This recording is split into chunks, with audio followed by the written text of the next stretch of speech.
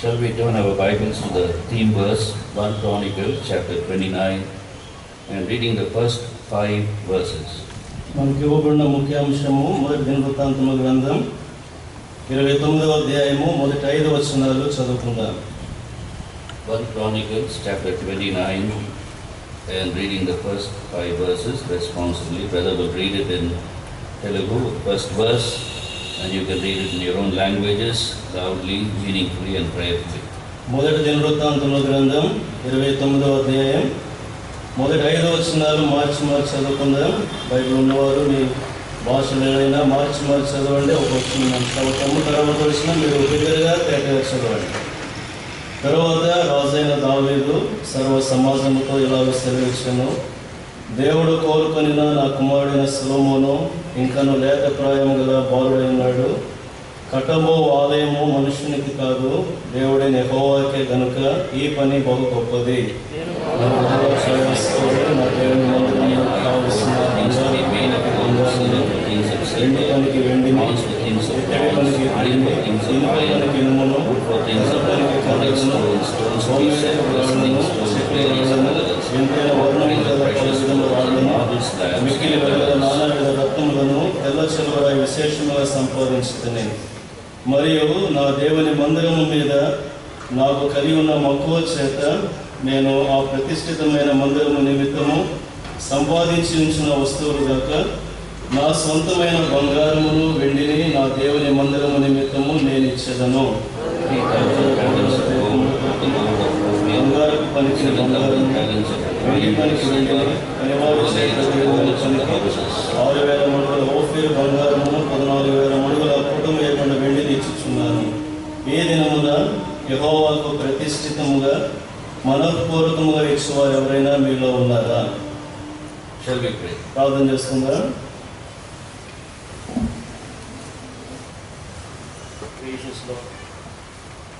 Gracious Lord, once again we bow down before Thee on this Lord's Day and worship Thee at Thy footstool around the Lord's table.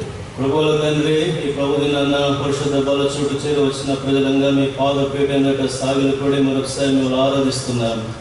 We thank You for involving us in this great work that Thou have even planned out from eternity.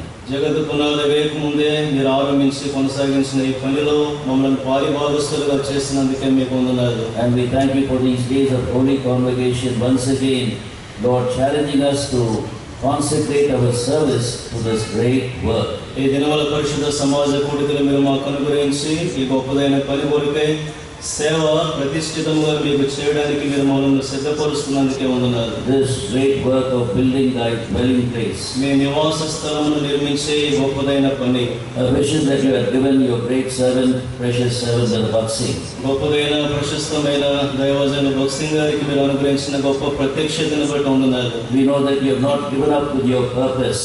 ప్రభువా, మీరు మీ ఏర్పాట్లు విడిచిపెట్టే దేవుడు కాదని మేము ఎరిగి ఉన్నాం. For Your purposes are eternal. మీ ఉద్దేశాలు ఎంతో నిత్యమైనవి. And this is the ultimate purpose of Thine, to even dwell among Your people, and therefore a dwelling place must be planned and built. మీ ప్రజల మధ్య మీరు నివసించే ఆ అద్భుతమైన మహిమాన్వితమైన నివాస స్థలం నిర్మించాలని మీరు కోరుతున్నందుకే వందనాలు. Therefore we thank You, Lord, for the word that has been ministered during these days of holy convocation, challenging us to come into a fresh commitment and consecration of our service to this great glorious work. ఆ కారణాన్ని బట్టి పరిశుద్ధ సమాజ కూడికలలో ఈ గొప్ప మహిమాన్వితమైన పని కొరకే నూతనంగా ప్రతిష్ఠించుకునే నిమిత్తమై మీ ప్రశస్తమైన దాసుల ద్వారా మీరు వాక్యమును మాకు అందించి సవాలు చేస్తూ వచ్చినందుకే వందనాలు. Even in this last meeting, based on the theme, we plead and pray that it may be Thou who would speak to us. ఈ చివరి వర్తమాన సమయంలో కూడా ఈ ముఖ్యాంశం ఆధారం చేసుకుని మీరు మాతో మాట్లాడవలసిందిగా కోరుతున్నాను. Only the words that You speak can, Lord, satisfy us and sanctify us and be sufficient for us. మీరు మాట్లాడే మాటలే మమ్మల్ని పవిత్రపరుస్తాయి, మమ్మల్ని తృప్తిపరుస్తాయి, మమ్మల్ని శుద్ధి చేస్తాయి. Only when Thou would speak, Lord, will be the bread of life, nourishing our spiritual lives, strengthening us in the inner man to serve Thee adequately, to serve Thee according to Your good pleasure. మీరు మాట్లాడినప్పుడే మీరు సంతోషించులాగున మేము సేవించేందుకు కొరకే జీవాహారముగా మీ వాక్యమును మా హృదయాలకు పరిచయం చేస్తుంది. Only the words that you speak and that proceed from your mouth can wash us as the water of the word from every spot,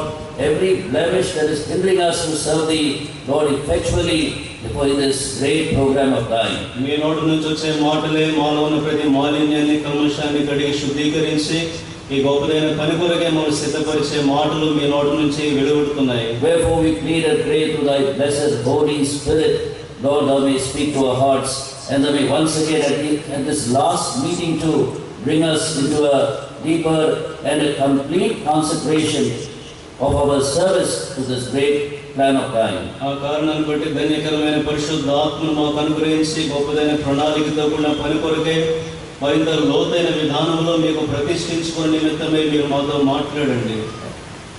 Lord, we who stand before thy people are only channels. ప్రభువా, మీ యొక్క ప్రజల ఎదుట నిలబడుతున్న మేము కేవలం కాలువలమే. From your hand we can receive and we can give, that's all. మీ చేతిలో నుంచి మేము పొంది ఇచ్చేవారు మాత్రమే. In ourselves we have nothing. మా యందు మాకేమీ లేదు. Lord, have mercy upon us. ప్రభువా, మా మీద కనికరం చూపు. Fulfill thy promise in Matthew 10:20, wherein thou hast said, it's not thee that speaketh, but the Spirit of my Father that speaketh in thee. మీ తండ్రి ఆత్మ మీలో ఉండి మాట్లాడుచున్నాడు కానీ మాట్లాడేవారు మీరు కాదు అని మత్తయి సువార్త 10:20 వచనంలో మీరు సెలవిచ్చిన వాగ్దానాన్ని జ్ఞాపకం చేసుకుంటారు. Grant us utterance both to give thy word and to translate according to your promise. మీ వాగ్దానం అనుసరించి వాక్యం ఇచ్చేందుకు తర్జుమా చేసేందుకు కొరకే ఉచ్చారణ మాకు దయచేయము. We know that thou art faithful to fulfill thy promise, even eager to fulfill thy promise and speak to us. ప్రభువా, మీ యొక్క వాగ్దానాన్ని ఎంతో ఆసక్తితో నెరవేర్చి మీరు సంపూర్ణం చేసే దేవునిగా ఉన్నందుకే వందనాలు. Thy blessed Holy Spirit may carry thy word into the depths of our heart and bring up, Lord, the spiritual adjustments that are needed and the spiritual transformation that is needed so that we could live a life that is consecrated, also do a service that is consecrated to you, acceptable to you. ప్రభువా, మీకు ప్రీతికరమైన విధానంలో ప్రతిష్ఠించుకొని సేవించులాగున ధన్యకరమైన పరిశుద్ధాత్మను మాకు అనుగ్రహించి మా హృదయాంతరంగంలో మీ వాక్యము చూసుకొని పరిచయం చేయనట్లుగా సహాయపడండి. Thank you for hearing our prayer. మా ప్రార్థన మీరు ఆలకించినందుకు వందనాలు. Thank you, Lord, for thou will eventually answer our prayer. As we pray this prayer, Heavenly Father, in the precious name of thy beloved Son, our Lord Jesus Christ, with worship, thanksgiving and adoration in our hearts. వందన స్తుతులతో యేసుక్రీస్తు ప్రభువు వారి ప్రశస్త నామములో నిశ్చయంగా మీరు మా ప్రార్థన ఆలకించి జవాబిచ్చినందుకే వందనములు చెల్లిస్తూ యేసు ప్రభువు వారి నామములో ప్రార్థించి వేడుకుంటున్నాం తండ్రి. Amen. ఆమేన్.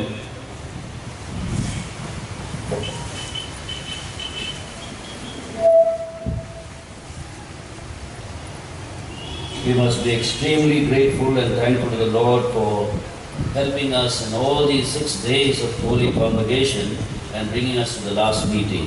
ఈ 6 దినాల పరిశుద్ధ సమాజ కూడికలలో ప్రభు సహాయపడి ఈ చివరి కూడిక సమయాన్ని ప్రభు మనం తీసుకుని వచ్చినందుకే ఎంతైనా ప్రభుకు మన వందనములు చెల్లించబద్ధులమై ఉన్నాం.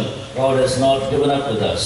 ప్రభు మనతో ఉంటూ వచ్చారు. That's a very encouraging sign during this time of Holy Convocation. ఈ పరిశుద్ధ సమాజ కూడికల దినాలలో మనకెంతో ప్రోత్సాహం కలిగించే సందర్భం ఇది. When the word of God is becoming rare everywhere in Christendom. క్రైస్తవ్యంలో ఎక్కడ చూసినా దేవుని వాక్యం ఎంతో కొరతబడిన ఈ దినాలలో God still has not given up with us in speaking to us. ప్రభు మనను దర్శించి మనతో మాట్లాడే విషయంలో మనల్ని ఎన్నడూ విడిచిపెట్టలేదు ఆయన. He has been richly feeding us with his precious word. తన ప్రశస్త వాక్యముతో ఎంతో ఐశ్వర్యవంతమైన విధానంలో మనం దర్శిస్తూ వచ్చారు. He has been using his precious servants. తన ప్రశస్త దాసులను ఆయన ఉపయోగించుకుంటూ వచ్చారు. So we must be very thankful that the Lord is still visiting us, still giving us an opportunity to come forward and consecrate our services and ourselves for this great program of God. ఈ దేవుని యొక్క గొప్ప ప్రణాళిక కొరకే నూతనంగా ప్రతిష్ఠించుకొని సమర్పించుకొని మన సేవను ప్రభు ప్రతిష్ఠించుకునేలాగున మనకు అవకాశాలు పదే పదే ప్రభు మనకి ఇస్తున్నందుకే ప్రభు వందనములు చెల్లిస్తున్నాను. We were meditating upon the need of consecrating our services to the Lord. మన సేవ పని ప్రభు కొరకే ప్రతిష్ఠించుకోవాల్సిన అవసరం ఏంటి అనే దాని గురించి మనం చర్చిస్తూ ఉన్నాం. In Romans chapter 12 and verse 1 we saw that because of the mercies of God that we have enjoyed, we are expected to show our gratitude by consecrating ourselves and our services to the Lord. రోమీయులకు రాసిన పత్రిక 12వ అధ్యాయం 1వ వచనంలో ఆయన నుంచి మనం అనుభవిస్తూ వచ్చినటువంటి వాత్సల్యపు ఆశీర్వాదాల వెలుగులో ప్రభువు ప్రీతికరమైన సేవ మనం చేయాల్సి ఉన్నామని కోరబడుతున్నాం. Having tasted of His Calvary love and the mercy of God that has been showering upon us by the work of the cross and by the work of the Lord Jesus Christ, accomplished work of the Lord Jesus Christ, we are indebted to God to serve Him and serve Him with a consecrated life. ఆ Calvary ప్రేమలో ఆయన ప్రదర్శించినటువంటి శిలువ కార్యము ద్వారా నూతనంగా మరొకసారి మనం పునఃప్రతిష్ఠించుకొని ప్రభువుని సేవించేందుకు కొరకై ఆయన వాత్సల్యములను అనుభవించిన ప్రజలుగా ఆయన మన నుంచి కోరుతున్నాడు. There is a song in Tamil, எனக்கனே காட்டின நேசம் பெரியது எடுத்துரைக்க பெறல் போதாது நித்தியமெல்லாம் உம்மை சேவித்தாலும் இது அன்பின் கடன் தீர்க்கலாக. There is a song like that. I think it is in Telugu also. That having come to experience the love of God, the singer says, Lord, having tasted of your love, now I am indebted to you all my lifetime to serve you completely. ఆయన ప్రేమను అనుభవించి రుచించిన దేవుని ప్రజలంగా మన జీవితం యావత్తు కూడా సంపూర్ణంగా ఆయనకే ప్రతిష్ఠించుకొని ఆయననే సేవించు నిమిత్తమై ఈ పాట రాయబడుతూ వచ్చింది. తమిళ్లో ఆ పాట ఉంది. It is in Telugu also, I think. తెలుగులో కూడా ఉంది.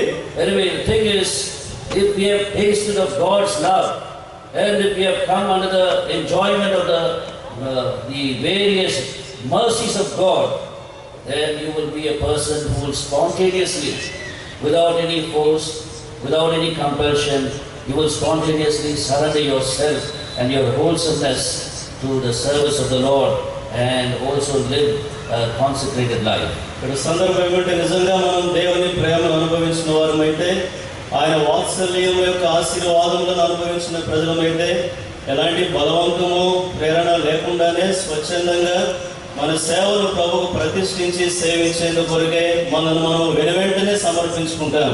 It doesn't need a lot of Bible knowledge to consecrate yourself. నిన్ను ప్రతిష్ఠించుకోవడానికి విస్తారమైన బైబిల్ పరిజ్ఞానం నీకు అవసరం లేదు. It's how much you have understood the love of Calvary. Calvary ప్రేమను నువ్వు ఎంతగా అర్థం చేసుకున్నావో అది చాలు. It's how much you have understood the cross. సిలువను నువ్వు ఎంత మేరకు అర్థం చేసుకున్నావు. How much you have understood the price the Lord Jesus Christ has paid on the cross of Calvary. Calvary సిలువపై ప్రభువు యేసుక్రీస్తు వారు చెల్లించిన క్రయమును ఎంతవరకు అర్థం చేసుకున్నావు. That becomes a compelling force or the constraining force for you to be consecrated all the time and even consecrate your service every time you serve Him. అది మాత్రమే అన్ని సమయాల్లో ఆయన సేవించిన నిమిత్తమై మన సేవను ఆయనకు ప్రతిష్ఠించుకోవడానికి మనల్ని బలవంతపరిచేది ఆ కల్వరి ప్రేమే. That is why Paul was crying out to the Roman believers, I beseech you that because of the mercies of God, you offer yourselves, your bodies as a living sacrifice, holy and acceptable to God. అందుకనే అపోస్తలుడైన పౌలు రోమీయులకు రాస్తూ ఎంతో బ్రతిమాలుతున్నాడు, సహోదరులారా, పరిశుద్ధమును దేవునికి అనుకూలమైన సజీవయాగముగా మీ శరీరమును ఆయనకు సమర్పించుకున్నాడని దేవుని వాత్సల్యమును బట్టి మిమ్మల్ని బ్రతిమాలుకొనుచున్నాను అన్నాడు.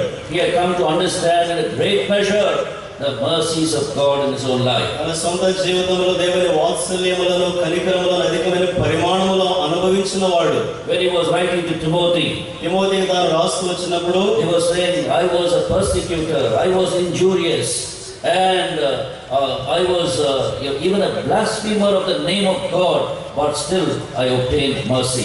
నేను పూర్వము దోషకుడును, హింసకుడును, హానికరుడును అయినప్పటికీ నేను కనికరించబడితిని అని పౌలు తిమోతికి రాస్తూ చెప్పాడు. He was amazed at the mercy of God that was showered upon his life. తన జీవితంపై కుమ్మరించబడిన కనికరాన్ని చూసి ఎంతో ఆశ్చర్యచకితుడయ్యాడు. And on the way to Damascus, that was his first prayer, a continual prayer, Lord, what will thou have me to do? దమస్కు మార్గములో తాను వెడుతున్న దినాల్లో తన ప్రార్థన నిరంతరము తాను చేసిన ప్రార్థన, ప్రభువా నీవు నన్ను ఏం చేయమని కోరుతున్నావు. He was not only born again on the same road, అదే మార్గంలో కేవలం తిరిగి జన్మించబడడం మాత్రమే కాదు, but he consecrated his life even the same road at the very same instant. అదే మార్గంలో అదే సమయంలో తన జీవితాన్ని ప్రతిష్ఠించుకున్నాడు. And ever since coming to taste of the mercy of God in a greater measure by the understanding that he had a God, he committed himself regularly and even day after day as a living sacrifice. దేవుని గురించిన అవగాహన తనకు వచ్చే పర్యంతము ప్రతిదినము సంపూర్ణంగా నూతనంగా ప్రభువుకు తాను ప్రతిష్ఠించుకుంటూ రాగలిగాడు. So as a living sacrifice every day. ప్రతిదినము సజీవ యాగముగా సమర్పించుకుంటాడు. Wherefore he could perform the purpose of God in such an effectual way in a great measure. ఆ కారణాన్ని బట్టి ఎంతో ఉన్నతమైన పరిమాణములో ఎంతో ప్రభావవంతంగా దేవుని పనిని తాను చేయగలిగాడు. Therefore, the first thing is the mercies of God. Have you tasted of the mercies of God in your life? మొదటి సంగతి ఏంటంటే దేవుని వాత్సల్యము, ఆయన కనికరము నీ జీవితంలో నీవు అనుభవించి రుచి చూస్తున్నావా? And secondly, yesterday evening we saw there is misery if you do not consecrate yourself. రెండవది నిన్న సాయంకాలం చూసాం, నిన్ను నువ్వు ప్రతిష్ఠించుకోకపోతే నీ జీవితంలో కలవరం ఉంటుంది. Miseries of an unconsecrated life, unconsecrated service to God. ప్రతిష్ఠించుకోకుండా దేవునికి చేసే సేవ విషయంలో ఎంతో దయనీయమైన కలవరంతో ఉన్న పరిస్థితులు ఉంటాయి. And we saw the examples of Adam as well as Lot. ఆదాము జీవితంలో, లోతు జీవితంలో కొన్ని ఉదాహరణలు మనం చూసాం. We saw the comparison between Abraham and Lot. Abraham లోతుకు మధ్య పోలికలు చూస్తూ వచ్చాయి. Abraham, a person who had built 4 altars. Abraham 4 బలిపీఠములను కట్టినవాడు. He was consecrating himself again and again. పదే పదే తన్ను తాను ప్రతిష్ఠించుకుంటూ వచ్చాడు. Therefore, where do we see him ultimately? ఆ కారణాన్ని బట్టి చివరి అబ్రహామును మనం ఎక్కడ చూస్తాం? In the New Testament, కొత్త నిబంధన కాలంలో, in the parable or the illustration the Lord Jesus Christ was giving about the rich man and Lazarus. లాజరు ధనవంతుని గురించినటువంటి ఉపమానము యేసు ప్రభువు చెప్పిన సందర్భంలో We see where a consecrated man is. ఆ ప్రతిష్ఠించబడిన మనుషుడు ఎక్కడ ఉన్నాడో మనం చూస్తాం. He is seated in heaven, పరలోకములో కూర్చున్నాడు. and in his bosom is seated Lazarus, the poor man. ఆ పేదవాడైనటువంటి లాజరు తన రొమ్మును ఆనుకుని ఉన్నాడు. That's the ultimate position of a consecrated man. ప్రతిష్ఠించబడిన వ్యక్తి యొక్క చివరి స్థానం అది. He had seen the God of glory. మహిమ గల దేవుణ్ణి చూశాడు. He had consecrated himself తను తాను ప్రతిష్ఠించుకున్నాడు. and is found in glory now. ఇప్పుడు మహిమలో కనబడుతున్నాడు. With Lazarus seated in his bosom, he was comforted by him. లాజరు తన రొమ్మును ఆనుకుని ఉండగా ఆదరించబడ్డాడు. And what happens to an unconsecrated man? ప్రతిష్ఠించు కొనని వానికి ఏం జరిగింది? What happens to Lot? లోతుకి ఏం జరిగింది? You find him at the end in the Bible in a cave. In a cave. గుహలో తాను ఉన్నట్లుగా మన వాక్యంలో చూస్తాం. Like an animal. ఒక జంతువు వలె ఉన్నాడు. Like a beast. ఒక మృగము వలె ఉన్నాడు. A believer. విశ్వాసి Ending up like a beast. తన జీవితాన్ని మృగం వలె ముగించాడు. As a drunkard. త్రాగుబోతుగా ముగించాడు. Committing the most abominable sin. చాలా హేయమైన పాపం చేసిన వానిగా ముగించాడు. Committing sin with his own daughters. తన సొంత కుమార్తెలతోనే పాపం చేశాడు. What a terrible situation he is. ఎంత భయంకరమైన స్థితిలో తాను ఉన్నాడు.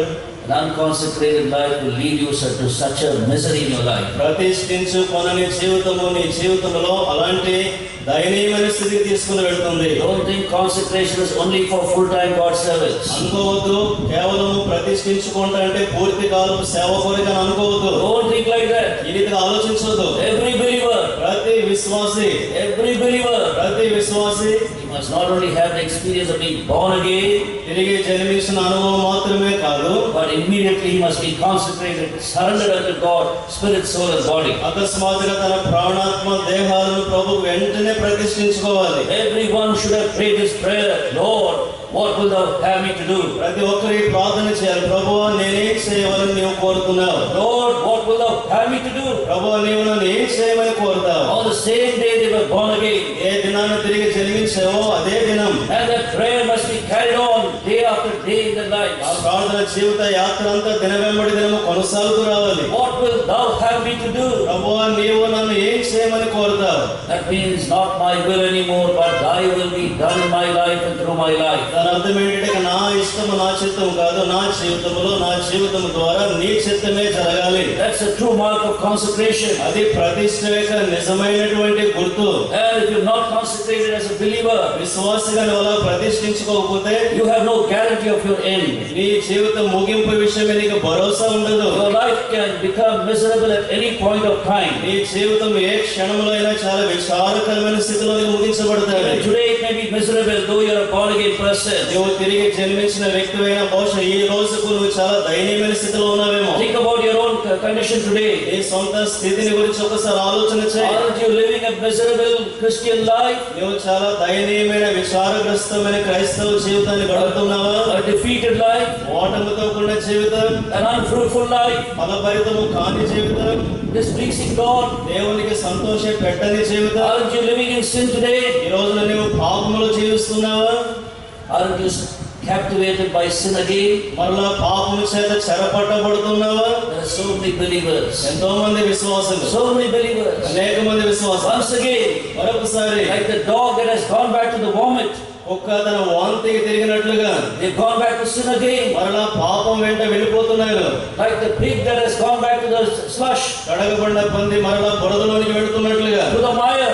ఆ బురదలోనికి వెళుతున్నట్లుగా They've gone back. మరొకసారి వెనక They're వెళ్ళిపోతున్నారు. not able to get out of it. దాని నుంచి బయటకు They're రాలేకపోతున్నారు. not able to get out of it. బయటకు రాలేకపోతున్నారు. The reason is, కారణం ఏంటంటే where born again, వారు తిరిగి జన్మించిన దినాన not consecrated. తమను తాము ప్రతిష్ఠించుకొనలేదు. Therefore, your life has become miserable, your family has become miserable.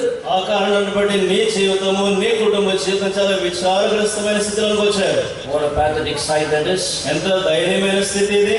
The miseries of an unconsecrated life. ప్రతిష్ఠించుకొని వారి జీవితంలో సంభవించేటువంటి సమస్యలు కలవరాలు. Even in the Bible, the list goes on and on. దేవుని వాక్యం ఇలాంటి జాబితా వెళ్తూనే ఉంది. Think about Samson. సంసోనును ఆలోచించండి. Externally, he was a Nazarite. బాహ్యముగా తాను నాజరు చేయబడినవాడు, He was consecrated. ప్రతిష్ఠించబడినవాడు. External Nazarite. బాహ్య సంబంధమైనటువంటి ప్రతిష్ఠ. He had all the marks of a consecrated person. తాను ప్రతిష్ఠించబడిన వ్యక్తి అనడానికి అన్ని గుర్తులు తనలో ఉన్నాయి. Nazarites must have long hair. నాజరు చేయబడిన వానికి పొడవైన వెంట్రుకలు ఉంటాయి. He had all that.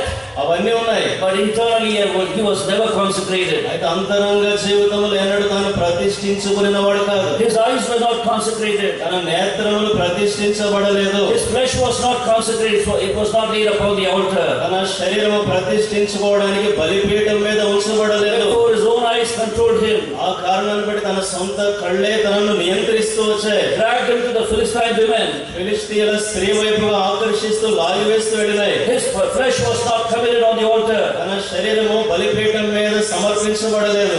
External consecration, బాహ్య సంబంధమైన ప్రతిష్ఠ. but voluntary internal consecration by himself was never made in his life. స్వచ్ఛందంగా అంతరంగ జీవితంలో తనంతటి తాను ఎన్నడూ ప్రతిష్ఠ చేసుకోలేదు తాను. Therefore, where do we find him? ఆ కారణాన్ని బట్టి తను ఎక్కడ చూస్తాం? In misery, తాను చాలా దుఃఖకరమైన స్థితిలో, in the enemy's land, శత్రువుల యొక్క దేశంలో ఉన్నాడు. tied up, కట్టబడిన వాడు, a spectacle of mockery, ఆ అపహాస్యం చేసేటువంటి వారికి కారకుడైనాడు. eyes blinded, తన నేత్రములు పెరిగివేయబడ్డాయి. and grinding the mill. అక్కడ తిరగలి విసురువాడైనాడు. What about Judas Iscariot? ఇస్కరియోతు యూదా సంగతి ఏంటి? As we were hearing now, ఇందాక మనం వింటూ వచ్చినట్లుగా he was one among the 12 apostles, 12 మంది అపోస్తలుల్లో ఒకడు. but he had never consecrated himself. అయితే ఎన్నడూ తన జీవితాన్ని ప్రతిష్ఠించుకోలేదు. Therefore, he fell easily to the love of money. ఆ కారణాన్ని బట్టి ధన మోసంలో ప్రేమలో చిక్కుకున్నాడు. Why do you love money today? ఈ రోజున నువ్వెందుకు ధనాన్ని ప్రేమిస్తున్నావు? Why is money attracting you today? ఈ రోజున ధనము నిన్ను ఎందుకు ఆకర్షిస్తుంది? Why are people able to buy you today? ఎందుకు ప్రజలు ఈ రోజు నిన్ను కొనగలుగుతున్నారు? Why do you compromise today? ఎందుకు ఈ రోజు నువ్వు రాజీ పడిపోతున్నావు? You're not consecrated. నీవు ప్రతిష్ఠించుకోలేదు. Like they throw a bone to a dog. ఒక కుక్కకు ఎముక విసిరేసినట్లుగా If they throw some money to you, ఈ రోజున నీ ముందు డబ్బు విసురుతున్నారు. you compromise. నువ్వు రాజీ పడిపోతున్నావు. You allow yourself to be bought by them. నువ్వు అలాగ వారి వెంట వెళ్తూ ఉన్నావు కుక్క వల్లే. Why? ఎందుకని? Why that weakness? ఎందుకు అలాంటి బలహీనత నీలోకి వచ్చింది? Not consecrated. నీ జీవితాన్ని ప్రతిష్ఠించుకొనని కారణమే. They threw this bone at Judas for 30 pieces of silver. ఇస్కరియోతు యూదా ముందు ఉంచిన ఎముక ఏంటంటే 30 వెండి నాణెములు. You dog, you take it. ఏవో కుక్క తీసుకో దీన్ని. And the dog came barking into the Garden of Eden. ఆ కుక్క అరుచుకుంటూ గెత్సెమనే తోటలోకి వచ్చింది మొరుగుతూ. To betray the Lord Jesus Christ. ప్రభువైన యేసుక్రీస్తు వారిని అప్పగించడానికి. An unconsecrated apostle. ప్రతిష్ఠించుకొనని అపోస్తలుడు. What a miserable end for him. తన జీవితంలో ఎంత విశాలకరమైన ముగింపులోకి వచ్చాడు. He was hanging somewhere in an unknown place from a tree. ఒక చెట్టుకు వేలాడుతున్నాడు గుర్తింపదగిన ఈ ప్రదేశంలో. The miseries of an unconsecrated life. ప్రతిష్ఠించుకొనని వ్యక్తికి సంభవించేటువంటి దయనీయమైన పరిస్థితులు ఇవన్నీ. Beware. జాగ్రత్త. Beware. It's not optional. It is not optional. It is mandatory. You need to live a consecrated life if you want a glorious end. జాగ్రత్త. ఏదో నీ జీవితంలో ఎన్నుకోవడానికి అవకాశం ఉన్న సమయాలు కాదు, వెంటనే ఆ మహిమాన్వితమైన ముగింపు కొరకే ప్రతిష్ఠించుకోవాల్సి ఉన్నారు. And thirdly, we come to the third reason. The third reason why we have to consecrate ourselves. ఎందుకు మనం ప్రతిష్ఠించుకోవాలనే దానికి మూడవ కారణానికి వస్తున్నారు. Oh, we see here King David, ఇక్కడ రాజైన దావీదును చూస్తాం. when he was about to address the people, ప్రజలకు మాట్లాడే సందర్భంలో he looks at them and says, వారిని చూసి అంటున్నాడు, the work is great. పని మిక్కిలి గొప్పది. The work is great. పని గొప్పది. That is why you need to consecrate. ఆ కారణాన్ని బట్టి మీరు ప్రతిష్ఠించుకోవాల్సి ఉన్నారు. Your service to the Lord. మీ దేవుని విషయమై మీ సేవ. Because this work ఎందుకంటే ఈ పని is so great that it needs only consecrated service. అది ఎంత గొప్పదంటే ప్రతిష్ఠించబడిన సేవే దానికి అవసరం. Therefore, the third thing we are going to see is కాబట్టి మనం చూడబోతున్న మూడవ సంగతి the ఏంటంటే magnitude and the magnificence of this work. ఈ పని యొక్క పరిమాణము, పని యొక్క ఔన్నత్యము. It's not an ordinary work. అది సామాన్యమైన పని కాదు. It's not an ordinary service. అది సామాన్యమైన సేవ కాదు. The dwelling place of God is not an ordinary thing in the eyes of God. దేవుని యొక్క నివాస స్థలము దేవుని దృష్టిలో అది సామాన్యమైనదే కాదు. David had that vision. దావీదుకు అలాంటి ప్రత్యక్షత ఉంది. God has called me for a great work. ఏ గొప్పదైన పని కొరకే ప్రభువుని పిలిచాడు. Nehemiah had this vision. నెహెమ్యాకు ఈ ప్రత్యక్షత ఉంది. God has called me for a great work. ఏ గొప్పదైన పని కొరకే ప్రభువుని పిలిచాడు. That is why we see consecrated men in them. అందుకనే ప్రతిష్ఠించబడిన మనుషులను అక్కడ చూస్తాం. Nothing could make them compromise. తాము ఏ విషయంలో కూడా రాజీ పడడానికి ఏమాత్రం వారు ఒప్పుకోలేదు. Nothing could distract them. ఏది కూడా వారిని తమ గమనాన్ని మరల్చలేదు. They were so involved in it. వారు చాలా నిమగ్నమైపోయారు. They have poured themselves into it. ఆ పని కొరకు తమను తాము పానార్పణంగా పోయబడ్డారు. Because of the magnitude and the magnificence of God's work. ఎందుకంటే ఆ పని యొక్క పరిమాణము, పని యొక్క ఔన్నత్యం అంత గొప్పది కనుక. The work is great in 1 Chronicles chapter 29 verse 1. మొదటి దినవృత్తాంతం 29వ అధ్యాయం మొదటి వచనం పని గొప్పది. And in 1 Chronicles chapter 22 and verse 5. మొదటి దినవృత్తాంతం 22వ అధ్యాయం 5వ వచనం. David is speaking to his son Solomon. దావీదు తన కుమారుడైన సొలొమోనుతో మాట్లాడుతున్నాడు. Shall we read that verse together, please? ఈ వచనం అందరూ కలిసి చదువుతాం దయచేసి. Verse 5. 5వ వచనం. Now David said, Solomon my son is young and చిన్న వయసులో experienced. లేనివాడు. House to be built for Jehovah the Lord కట్టబోవు must be మందిరము దానికి exceedingly కీర్తిని బట్టి magnificent, అందములు famous, and glorious for all countries. I will now చాలా make ఘనమైనదై ఉండవలెను. David made కాగా దానికి కావలసిన సాధన రాసుని సిద్ధపరిచేదని చెప్పి దావీదు తన మరణమునకు ముందు విస్తారముగా వస్తువులను సమకూర్చి ఉంచెను. The house to be built for the Lord must be exceedingly magnificent. కట్టబో మందిరం దాని కీర్తిని బట్టి చాలా ప్రసిద్ధి చెందినదై ఘనమైనదై ఉండాలి. Exceedingly famous. చాలా ప్రసిద్ధి చెందినదిగా ఉండాలి. Exceedingly glorious. చాలా ఘనమైనదై ఉండాలి. He had a vision. మనకు ఒక ప్రత్యక్షత ఉండాలి. He knew what this work was. ఈ పని ఏంటో తాను ఎరిగినవాడు. It's not like ordinary building an ordinary palace for a king. తన రాజు కొరకే ఒక అంతఃపురాన్ని కట్టడంతో సమానమైనది కాదు ఇది. That is why he said in comparison, this palace is not for man. అందుకని అంటాడు ఈ ఆలయము మనుషునికి కాదు. This is for God. ఇది దేవునికే. This is for the true God. ఇది నిజమైన దేవునికి. The living God. సజీవుడైన దేవునికి. The God of glory. మహిమగల దేవునికి. So what do we see in that? అక్కడ ఏం చూస్తాము? He knew the person of God whom this glorious work or magnificent work is being done. ఈ మహిమాన్వితమైనటువంటి పని ఎవరి కొరకు చేయబడాల్సిందో ఆ వ్యక్తిని తాను ఎరిగినవాడు దేవుని. The person of God. దేవుడు అనే వ్యక్తిని తాను ఎరిగినవాడు. To the extent you have known your God, to that extent alone, you will be able to offer consecrated service to God. నువ్వెంత పరిమాణంలో నీ దేవుని వ్యక్తిగతంగా ఎరుగుతావో అంత పరిమాణంలో నీవు సేవ కొరకే ప్రతిష్ఠించుకుంటావు. Why did he consider this work as great? ఎందుకు పని మిక్కిలి గొప్పది అని తాను పరిగణించాడు? Magnificent? అద్భుతమైనది అన్నాడు. Because he knew the God he's serving is so great. ఎందుకంటే తాను ఏ దేవుని సేవిస్తున్నాడో ఆ దేవుడు చాలా గొప్పవాడని ఎరిగినాడు. He's so glorious. చాలా మహిమగల దేవుడని ఎరిగాడు. He's so famous. చాలా ప్రసిద్ధి చెందిన వాడని He's ఎరిగాడు. so magnificent. చాలా ఘనమైన వాడని ఎరిగాడు. David had come to know his God. దేవుని దావీదు ఎవరో ఎరిగిన అనుభవానికి వచ్చాడు. That is why he would tell Solomon. అందుకనే సొలొమోనుతో కూడా అంటున్నాడు. 1 Chronicles chapter 28 and verse 9. మొదటి దినవృత్తాంతం 28వ అధ్యాయం 9వ వచనం. 1 Chronicles chapter 28 and verse 9. మొదటి దినవృత్తాంతం 28:9. Shall we read it together? అందరం కలిసి చదువుదాం. As for you, my son Solomon, know the God of your father, and serve him with a loyal heart and with a willing mind. ఆలోచనలన్నిటి సంకల్పములన్నిటి ఎరిగిన వాడే ఉన్నాడు. Know the God of your father. నీ తండ్రి యొక్క దేవుడైన యెహోవా. Know him first. ఆయన ఎరుగు నీవు. Then spontaneously you will be consecrated. వెంటనే నిన్ను ప్రతిష్ఠించుకుంటావు. That was the knowledge that even Apostle Paul gained on the road to Damascus. అపోస్తలుడైన పౌలు కూడా దమస్కు మార్గంలో తాను కలిగి ఉన్నటువంటి గ్రహింపు ఇదే. He did not know who Jesus Christ is. యేసుక్రీస్తు ఎవరో తాను ఎరిగినవాడు కాదు. But then revelation burst into his heart on the way to Damascus. అయితే దమస్కు మార్గంలో ఉంటుండగా ప్రత్యక్షత తన హృదయంలో కమ్ముకొనింది. Who art thou, Lord? ప్రభువా నీవెవడవు? I am Jesus whom thou persecutest. నేను నీవు హింసించుచున్న యేసును. He was amazed. ఆశ్చర్యపడ్డాడు. Who art thou, Lord? ప్రభువా నీవెవడవు? I thought that I knew you all these years. ఈ సంవత్సరంలోనే నేను ఎరిగి ఉన్నానని అనుకున్నాను. But now I've come to know that I don't know you. అయితే ఈ రోజు నాకు అర్థమవుతుంది నేను నిన్ను ఎరిగిన వాడును కాదు. That's why I become a persecutor. ఆ కారణాన్ని బట్టి నేను హింసకుడునయ్యాను. Who are you? నీవెవరు? I am Jesus. నేను యేసును. I am Jesus. నేను యేసును. I am Jehovah. నేను యెహోవాను. I am the Lord God. నేను యెహోవా దేవుడను. And that day he began to tremble. ఆ దినాన తాను భయపడడం ప్రారంభించాడు. And what happens immediately? వెంటనే ఏం జరిగింది? A spontaneous consecration comes in his life. అకస్మాత్తుగా వెంటనే ప్రతిష్ఠ తన జీవితంలో చోటు చేసుకుంది. Lord, ప్రభువా, what will thou have me to do? నేనేమి చేయాలో అని నీవు కోరుతున్నావు. We think we know Jesus. మనం అనుకుంటాం యేసు మనకు తెలుసని అనుకుంటాం. If you know him truly, నిజముగా నీవు ఆయన ఎరిగిన వాడు అయితే, if you know who he is, ఆయన ఎవరో నీవు ఎరిగిన వాడు how great అయితే, he is, ఆయన ఎంత గొప్పవాడో నీవు ఎరిగితే, how glorious he is, ఆయన ఎంత మహిమగల దేవుడో నీవు ఎరిగితే, how holy he is, ఆయన ఎంత పరిశుద్ధుడో నీవు ఎరిగితే, you would spontaneously consecrate yourself. వెంటనే నీవు ప్రతిష్ఠించుకుంటావు. Within no time, ఏ సమయం ఆలస్యం లేకుండా nobody need tell you.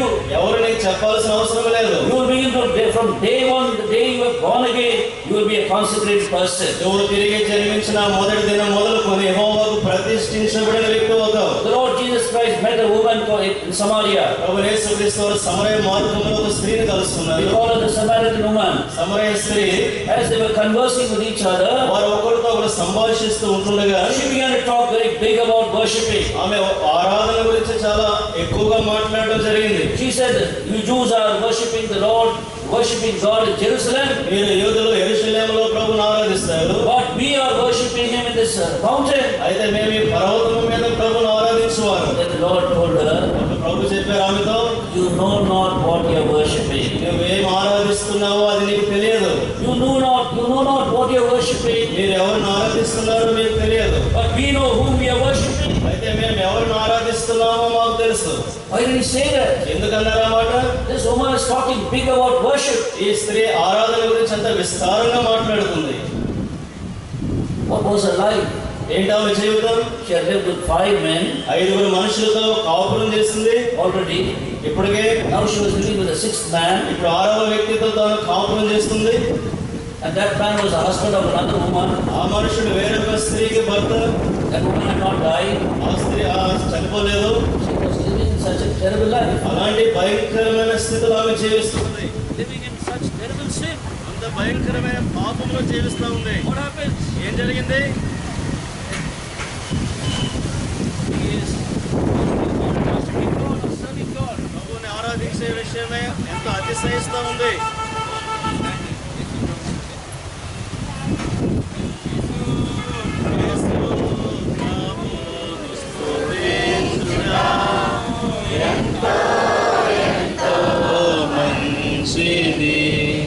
యేసు ప్రభువును స్తుతించుట ఎంతో ఎంతో మంచిది. Therefore we see this woman ఈ స్త్రీని మనం చూస్తాం. living in gross sin. పాపములో జీవిస్తున్న స్త్రీ. She was saying that she was worshipping God in the mountain. పర్వతము మీద ప్రభువును ఆరాధించే వారమని తన గురించి మాట్లాడుతూ ఉంది. Therefore the Lord said, ఆ కారణం బట్టి ప్రభు చెప్పారు, you know not what you are worshipping. మీరేం ఆరాధిస్తున్నారో మీకు తెలియదు. You know not what you are worshipping. మీరు దేన్ని ఆరాధిస్తున్నారో మీకు తెలియదు. The same thing is happening even today. ఈ రోజున కూడా అదే జరుగుతూ ఉంది. You see in Psalm 50 15వ కీర్తనలో మనం చూస్తాం. and verse 16. 16వ వచనం. Psalm 50 and verse 16. 50వ కీర్తన 16వ వచనం. Let's read together, please. అందరం కలిసి చూద్దాం దయచేసి. Psalm 50 and verse 16. 50వ కీర్తన 16వ వచనం. Now bring your concentration upon the word of God. దేవుని వాక్యం మీద మనం మనసు పెడదాం. Don't look at the circumstances. పరిస్థితుల వైపు చూడొద్దు. God is in control. ప్రభు సమస్తాన్ని తన ఆధీనంలో ఉంచుకున్నాడు. He is ruling and overruling. ఆయన పరిపాలిస్తున్నాడు. He will take care of the situation. ఈ పరిస్థితులన్నిటి విషయమై ఆయన జాగ్రత్త తీసుకుంటాడు. Focus upon the word of God. మీరు దేవుని వాక్యం మీద మనసు ఉంచండి. So Psalm 50 and verse 15. 50వ Keerthana verse 16. 50వ కీర్తన 16వ వచనం. Shall we read together? అందరం కలిసి చదువుదాం. But to the wicked, God says, what right have you to declare my statutes? Take my covenant in your mouth, see you hate inspection, and cast my words behind you. When you saw a thief, you consented with him, and have been a partaker with adulterers. దొంగను చూసినప్పుడు వారితో ఏకీభవించదు, వ్యభిచారులతో నువ్వు సాంగత్యం చేసేదు. Look at this person, ఈ వ్యక్తిని చూడండి. living in wickedness, భక్తిహీనతతో జీవిస్తా ఉన్నాడు. having fellowship with wicked people, దుష్టులతో సహవాసం చేస్తున్నాడు. he is still declaring the statutes of God. దేవుని యొక్క కట్టడలు వివరిస్తా ఉన్నాడు. He is speaking the word of God, దేవుని వాక్యాన్ని గురించి మాట్లాడుతున్నాడు. serving God. దేవుని సేవించాలి. And the Lord is saying, ప్రభు అంటున్నారు, what right have you? నీకే హక్కు ఉంది. What right have you? నీకే హక్కు ఉంది. Living an unholy life, a wicked life, and associating with wicked people, thieves and adulterers. అపవిత్రమైన జీవితం జీవిస్తూ దుష్టులతో సాంగత్యం చేస్తూ వ్యభిచారులతో దొంగలతో కలిసి జీవిస్తున్న నీవు What right have you to speak my statutes? నా కట్టడలు వివరించడానికి నీకేం పని, నీకేం హక్కు ఉంది? What is the problem? సమస్య ఏంటి?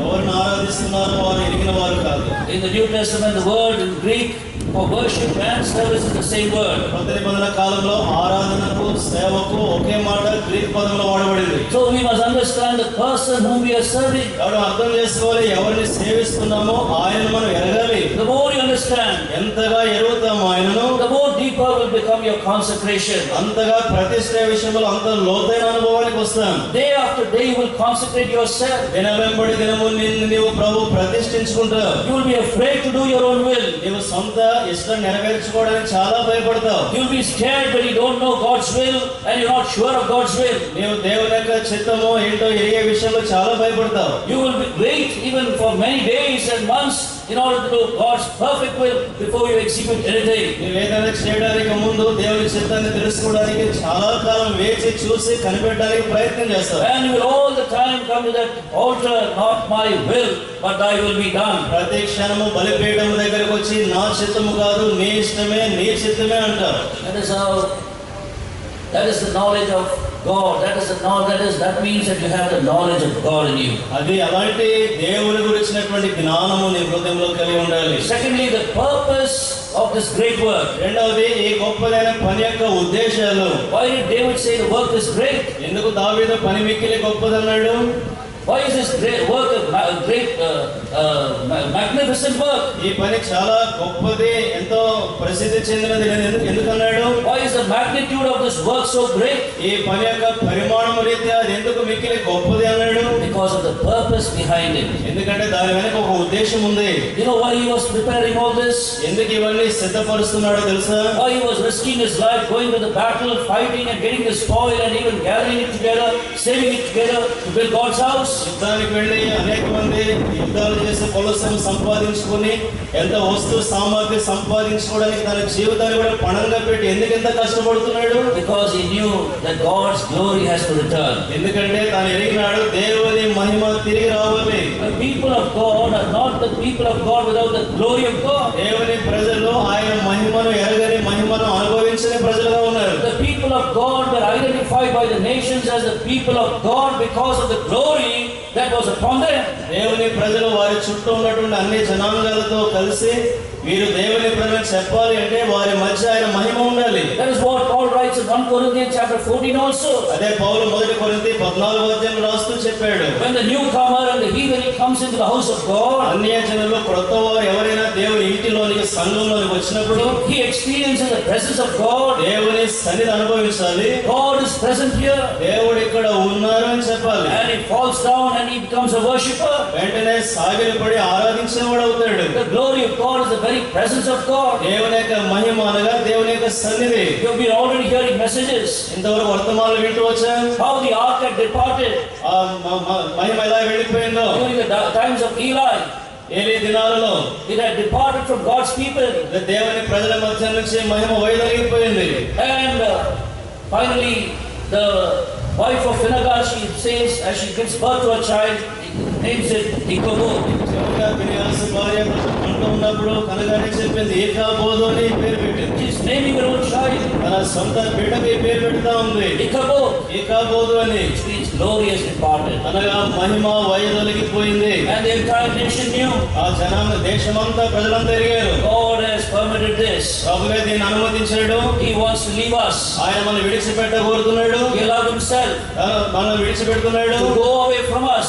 మన నుంచి వెళ్ళిపోవడానికి ఆయన కూడా మనం వదిలిపెట్టాడు. The glory has departed. Mahima వెడలిపోయింది. And the nations knew now. ఇప్పుడు చుట్టూ ఉన్న అన్ని జనాంగానికి అందరికీ తెలిసిపోయింది. God is not in their midst. ప్రభు ఇప్పుడు వారి మధ్య లేడు. The other day we were hearing గత దినాన మనం వింటూ వచ్చాం. the nations around Israel ఇశ్రాయేలు చుట్టూ ఉన్నటువంటి రాజ్యాలు దేశాలు were all fearful of them because of the glory of God that was upon them like a cloud. ఈ దేశాలన్నీ కూడా ఆ ఇశ్రాయేలు దేశం మీద మేఘం వలె ప్రవహించిన మహిమను చూసి భయపడుతున్నాయి. Therefore the purpose is great. ఆ కారణాన్ని బట్టి ఉద్దేశము చాలా గొప్పది. Therefore the work to bring back the glory, the purpose of God is also great. ఆ కారణాన్ని బట్టి మహిమను తిరిగి తీసుకుని వచ్చే పని కూడా మిగిలి గొప్పది. And David knew that everything has to be done in such a way it pleases God to return His glory back, to bring back, come back in His glory into the midst of God's people. దేవుని ప్రజల మధ్యకు ఆయన మహిమ తిరిగి తీసుకురాబడాలనేటువంటి వైఖరితో దావీదు ఉంటూ పనిచేస్తూ వచ్చాడు. That is why he begins to prepare.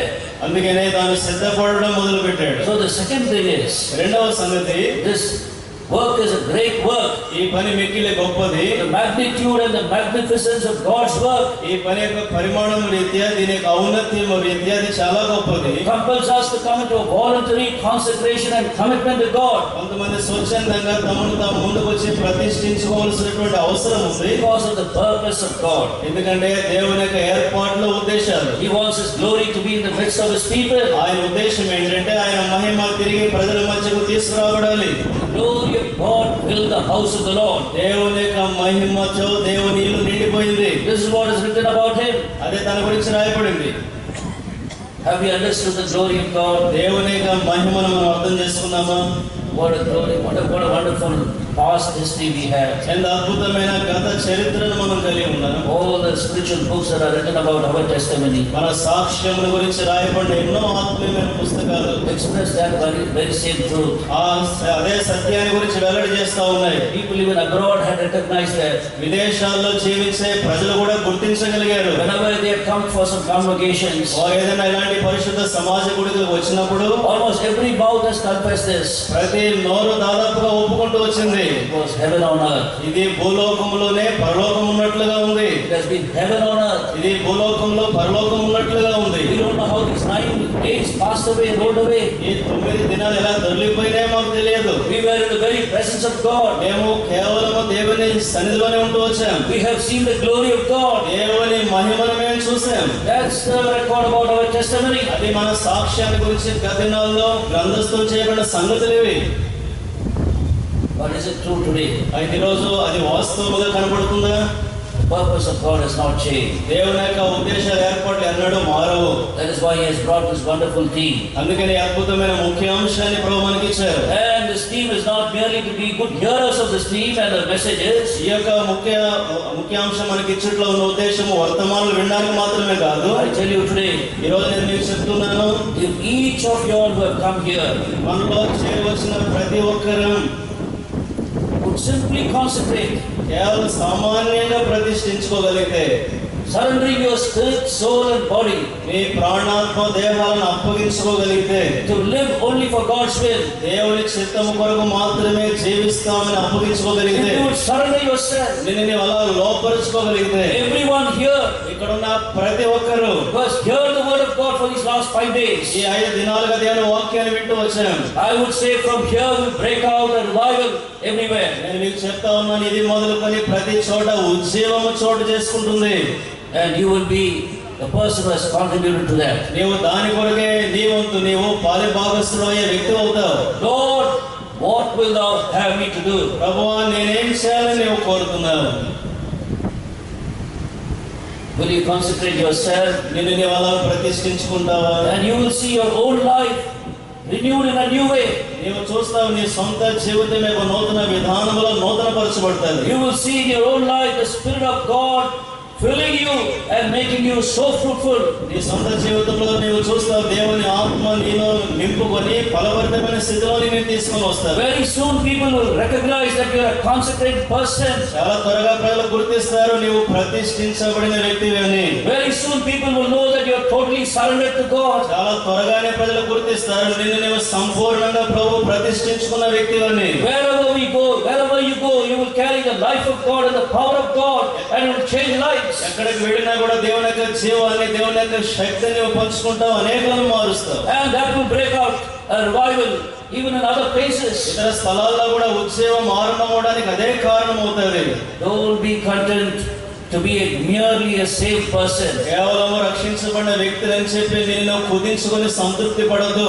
Go away from here as a surrendered person. ఈ స్థలం నుంచి నిన్ను నీవు సంపూర్ణంగా ప్రభువుకు అప్పగించిన వ్యక్తిగా ఈ స్థలం వదిలిపెట్టి వెళ్ళు. Who this day will consecrate himself? ఈ దినాన మీలో ప్రతిష్ఠించుకునేవారు ఎవరైనా ఉన్నారా? Who this day will consecrate his service? ఈ దినాన ఆయన సేవ కొరకే ప్రతిష్ఠించుకునేవారు. Don't postpone it tomorrow. రేపటికి వాయిదా వేయదు. The challenge is today. సవాలు ఈ దినం కొరకే. And then you see what happens. అప్పుడు ఏం జరగబోతుందో నీవు చూస్తావు. As a consecrated person, you go to your own local church and you see what happens in your own local church. ప్రతిష్ఠించబడిన వ్యక్తిగా నీవు ఇక్కడ నుంచి నీ స్థానిక సంఘానికి వెళ్తే అక్కడ ఉన్న వారు గుర్తిస్తారు నీవెవరో. See the way God moves there. అక్కడ ప్రభు ఎలా కదులుతాడో ఎలా సంభాషిస్తాడో వారు చూస్తారు. Because of you, నిన్ను బట్టే, because of your consecration, నీ ప్రతిష్టను బట్టే you will see God moving there in power. ప్రభు ఎంతో శక్తివంతంగా మీ సంఘములో ఆయన సంచరించడం ప్రజలు చూస్తారు. Consecrate yourself today. ఈ రోజున నిన్ను నువ్వు ప్రతిష్ఠించుకో. There is a great purpose. గొప్ప ఉద్దేశం ఉంది. The glory of God will return. దేవుని యొక్క మహిమ తిరిగి రావాలి. And finally we see the principle, because the work is so great, because of the magnitude and the magnificence of God's work, there are principles of consecration too. చివరిగా మనం చూస్తాం ఈ పరిమాణములను ఈ యొక్క ప్రసిద్ధి ఘనతలోను ఈ పని మిగిలి గొప్పదిగా ఉండాలంటే దాని కొరకు కొన్ని నియమాలు ఉన్నాయని చూస్తారు. From this very same portion, ఈ వాక్య భాగంలో నుంచి I'm just digging out a few truths, నేను కొన్ని సత్యాలు మాత్రమే మీ ముందు ఉంచుతాను. which was the experience of David himself, దావీదు తన సొంత అనుభవాలు ఇవన్నీ, which made him a consecrated person ప్రతిష్ఠించబడిన వ్యక్తిగా దాన్ని మార్చే ఇవన్నీ, and was used by God in order to bring back his glory. తన మహిమ తిరిగి తీసుకురావడానికి ప్రభు తను ఉపయోగించుకున్నాడు. What is he saying about himself? తన గురించి తాను ఏం మాట్లాడుతున్నాడు? He sets himself as an example of consecration. ప్రతిష్ఠించుకునే నిమిత్తమే తన్ను తాను మాదిరిగా ఉంచుతున్నాడు. Therefore, what does he say? ఆ కారణం బట్టి ఏమంటున్నాడు? First in verse 2, మొదటిగా 2వ వచనం. now for the 1 Chronicles chapter 29 and verse 2. మొదటి దినవృత్తాంతములు 29వ అధ్యాయం 2వ వచనం. Now for the house of my God I have prepared with all my might, gold for things to be made of gold, silver for things of silver. నేను బహుగా ప్రయాసపడి నా దేవుని మందిరమునకు కావలసిన బంగారు పనికి బంగారమును వెండి పనికి వెండిని సంపాదించుతని. With all my might. నేను బహుగా ప్రయాసపడి. That is what does consecration mean? That is what a consecrated person will be. అది ప్రతిష్ఠించబడిన వ్యక్తిలో కనబడేది. That's the first mark of consecration.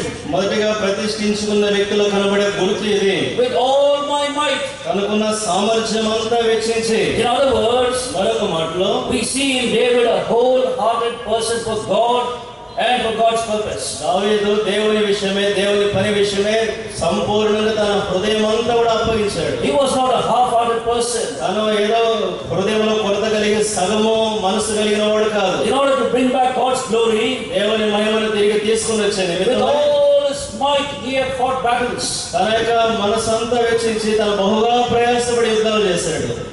He had given up himself, all his soul. Love the Lord your God with all your soul, with all your heart, with all your mind, with all your strength. నీ దేవుడిని యెహోవాని పూర్ణ హృదయంతో హృదయముతో, నీ పూర్ణ ఆత్మతో, నీ పూర్ణ మనసుతో, నీ పూర్ణ బలముతో ఆయన ప్రేమించు. It speaks about wholeheartedness. అది హృదయపూర్వకమైన స్థితిని గురించి మాట్లాడుతుంది. It speaks about willingness. అది ఇష్టాన్ని గురించి మాట్లాడుతుంది. It speaks about cheerfulness. అది సంతోషాన్ని గురించి మాట్లాడుతుంది. That's what he writes there. అదే ఇక్కడ రాస్తూ ఉన్నాడు. It speaks about a loyal heart. అది యథార్థమైన హృదయాన్ని గురించి మాట్లాడుతుంది. It means faithfulness. దాని అర్థం ఏంటంటే నమ్మకత్వము. And it also speaks about steadfastness. అది ఎడతెగని స్థితిని గురించి కూడా మాట్లాడుతుంది. With all my might. నా యొక్క మరి బలమంతా వెచ్చించి He faced many obstacles. అనేకమైన అభ్యంతరాలు ఎదుర్కొన్నాడు. Many oppositions. అనేకమైన ఎదిరింపులు ఎదుర్కొన్నాడు. Many hindrances. అనేక ఆటంకాలు ఉన్నాయి. But he wouldn't give up. అయితే ఎన్నడూ Half the way. తాను ఎన్నడూ మార్గంలో విడిచిపెట్టినవాడు కాదు. He wouldn't allow discouragement to take over his life. నిరాశ నిస్పృహలు తన జీవితంలో ప్రవేశించడానికి తాను అనుమతించలేదు. With all his might. తన యొక్క బలమంతా ఉపయోగించి Gathering up all his heart and soul again and again. తన యొక్క హృదయాన్ని మనసును పదే పదే వెచ్చించి He committed himself to this purpose of God. దేవుని యొక్క ఉద్దేశం కొరకే తిరిగి తాను ప్రతిష్ఠించుకొని Till you would see the glory come back. దేవుని మహిమ తిరిగి వచ్చి కనబడే పర్యంతము తాను చేశాడు. With all my might. ఆ యొక్క బహుగా ప్రయాసపడి చేశాను. Samson was a very mighty man. సంసోను చాలా బలాఢ్యుడు. But half of his might was expended upon women. అయితే తనలో బలం అధిక శాతము స్త్రీలకు తాను వెచ్చించాడు. He did not gather up all his might for the glory of God. తన బలము తన పరాక్రమాన్ని దేవుని మహిమ కొరకు తాను ఉపయోగించినవాడు కాదు. There was another man, Saul. మరొక మనుషుడున్నాడు సౌలు. The king previous to David. దావీదు కంటే ముందు ఉన్నటువంటి రాజు. He was also a very mighty man. అతను కూడా చాలా పరాక్రమశాలి. But his might he used it up to hunt David and to kill him somehow because of his jealousy. అయితే తన బల పరాక్రమాన్ని అసూయ చేత ఎలాగైనా దావీదును చంపడానికి తను వాడుతూ వచ్చాడు ఎక్కువ భాగం. See how Satan deceives you to expend or spend your might, all that might that you must put in for this purpose of God. నీ యొక్క బలము, నీ యొక్క పరాక్రమం అంతా కూడా ఈ పని కొరకు వెచ్చించాల్సి ఉంటుండగా సాతాను దాన్ని ఎలాగో దారి తొలగించినట్లుగా పనిచేస్తున్నాడో చూడండి. For some it is lust. కొంత భాగం మేము కోరికలకు He deceives them to spend it in lusting. ఆ యొక్క కోరికలు నెరవేర్చుకోవడానికి ఆ బలాన్ని వాడేందుకు కొరకే మోసగిస్తాడు. And for some మరి కొంత భాగం he makes them jealous, అసూయపడేటట్లుగా envious about somebody else. మరి ఇతరుల మీద ద్వేషించే భావం. And all their lifetime, all their strength, they only expend it or spend it upon hunting the person, somehow destroying that person because of the envy in their hearts. జీవితం అంతా కూడా తమ హృదయంలో ఉన్న అసూయ ద్వేషాన్ని బట్టి వారి బల పరాక్రమాన్ని వాడి ఎవరి మీద అసూయ పడుతున్నారో వారిని ఎలాగ నాశనం చేసేందుకు కొరకే వారు దాన్ని ఉపయోగించుకుంటూ ఉన్నారు. Today how is your might being spent? ఈ రోజు నీ బల పరాక్రమం దేని కొరకు వాడబడతా ఉంది? What are you spending your strength for? నీ బలం దేని కొరకు ఉపయోగిస్తున్నారు? With all my might. నా యొక్క బలమంతా నేను వాడి I have prepared all these things. ఇవన్నీ కూడా నేను సంపాదించింది. And then secondly, రెండవదిగా very simple truths he brings before us. చాలా సామాన్యమైన సత్యాలు మన ముందు ఉంచుతున్నాడు. What is the second thing? రెండవదిగా I would say with all weakness. నేను చాలా దీనుడనై చేశాను అంటున్నాడు. With all weakness. చాలా సాత్వికముతో. That is a very important characteristic that is needed for us to bring back the glory of God and to fulfill the purpose of God. దేవుని యొక్క మహిమను తిరిగి తీసుకొని వచ్చి దేవుని ఉద్దేశం నెరవేర్చేందుకు కొరకై ఈ యొక్క గుణశీలత ఎంతైనా అవసరమై ఉన్నది. Might and weakness, it looks like a paradox. పరాక్రమము, బలము, సాత్వికము రెండు కలిసి ఉన్నట్లుగా కనబడుతున్నాయి. But the man who has given all his might to God, తన బలము పరాక్రమం అంతా ప్రభువుకు వెచ్చించాడు. he will also be a person who is weak. అదే సమయంలో తాను సాత్వికుడైన మనుషుడిగా కనబడుతున్నాడు. When we think about the life of David, దావీదు జీవితాన్ని గురించి మనం ఆలోచించినప్పుడు how weakly he submitted to the hand of God when God allowed persecution in his life. ప్రభు తన జీవితంలో రకరకాల శ్రమలు అనుమతించినప్పుడు ఎంత సాత్వికమైన హృదయంతో దీనత్వంతో అప్పగించుకున్నాడు. Saul out of envy began to hate David without any cause. సౌలు అసూయ చేత నిష్కారణంగా దావీదును ద్వేషించడానికి పూనుకున్నాడు. David had done nothing wrong to him. దావీదు తనకి ఏ హాని చేసినవాడు కాదు. In a way he had helped him in everything. మరొక మార్గంలో దావీదు సౌలుకి ఎంతగానో ఉపయోగపడ్డాడు. Some jealousy had come come in his heart. అయితే అకస్మాత్తుగా తన హృదయంలో అసూయ When ప్రవేశించింది. the women of Israel began to sing, Saul has killed his thousands and David his 10,000s. ఇశ్రాయేలు స్త్రీలు సౌలు వేల కొలది దావీదు 10,000 కొలది పాట పాడడం ప్రారంభించగానే Envy comes into our hearts. అలా హృదయంలోనికి ద్వేషం అసూయ వచ్చింది. How much it will hinder us from fulfilling this great work. ఏ గొప్పదైన పని నెరవేర్చేందుకు కొరకై ఇది ఎంతగా అభ్యంతర కారణంగా ఉంటుందో I have to confess నేను ఒప్పుకోవాలి with shamefulness ఎంతో సిగ్గుతో that I also have been tempted by this envy in my heart. నేను కూడా నా హృదయంలో అసూయ చేత ఎంతగానో శోధించబడుతూ వచ్చాను. I also did not want to come here నేను కూడా ఇక్కడ రావడానికి ఇష్టపడలేదు. because of envy in my heart. ఎందుకంటే నా హృదయంలో ఉన్న అసూయను బట్టి Why should he be given all the meetings? ఎందుకని అన్ని కోడికలు ఇవ్వాలి. I was even tempted so. నేను ఆ రీతిగా శోధించబడుతూ వచ్చాను. And I will send an SMS to brother John Subaradi. నేను దైవజన సుబ్బయ్య కొన్ని SMS పంపించాను. నాకు సమాధానం లేదు రావడానికి. I'm not coming, please excuse me. దయచేసి నన్ను క్షమించండి, నేను కోడికలు రాలేకపోతున్నానని. It was merely envy and pride in my heart. ఎందుకంటే నా హృదయంలో ఉన్న అసూయ గర్వాన్ని బట్టి.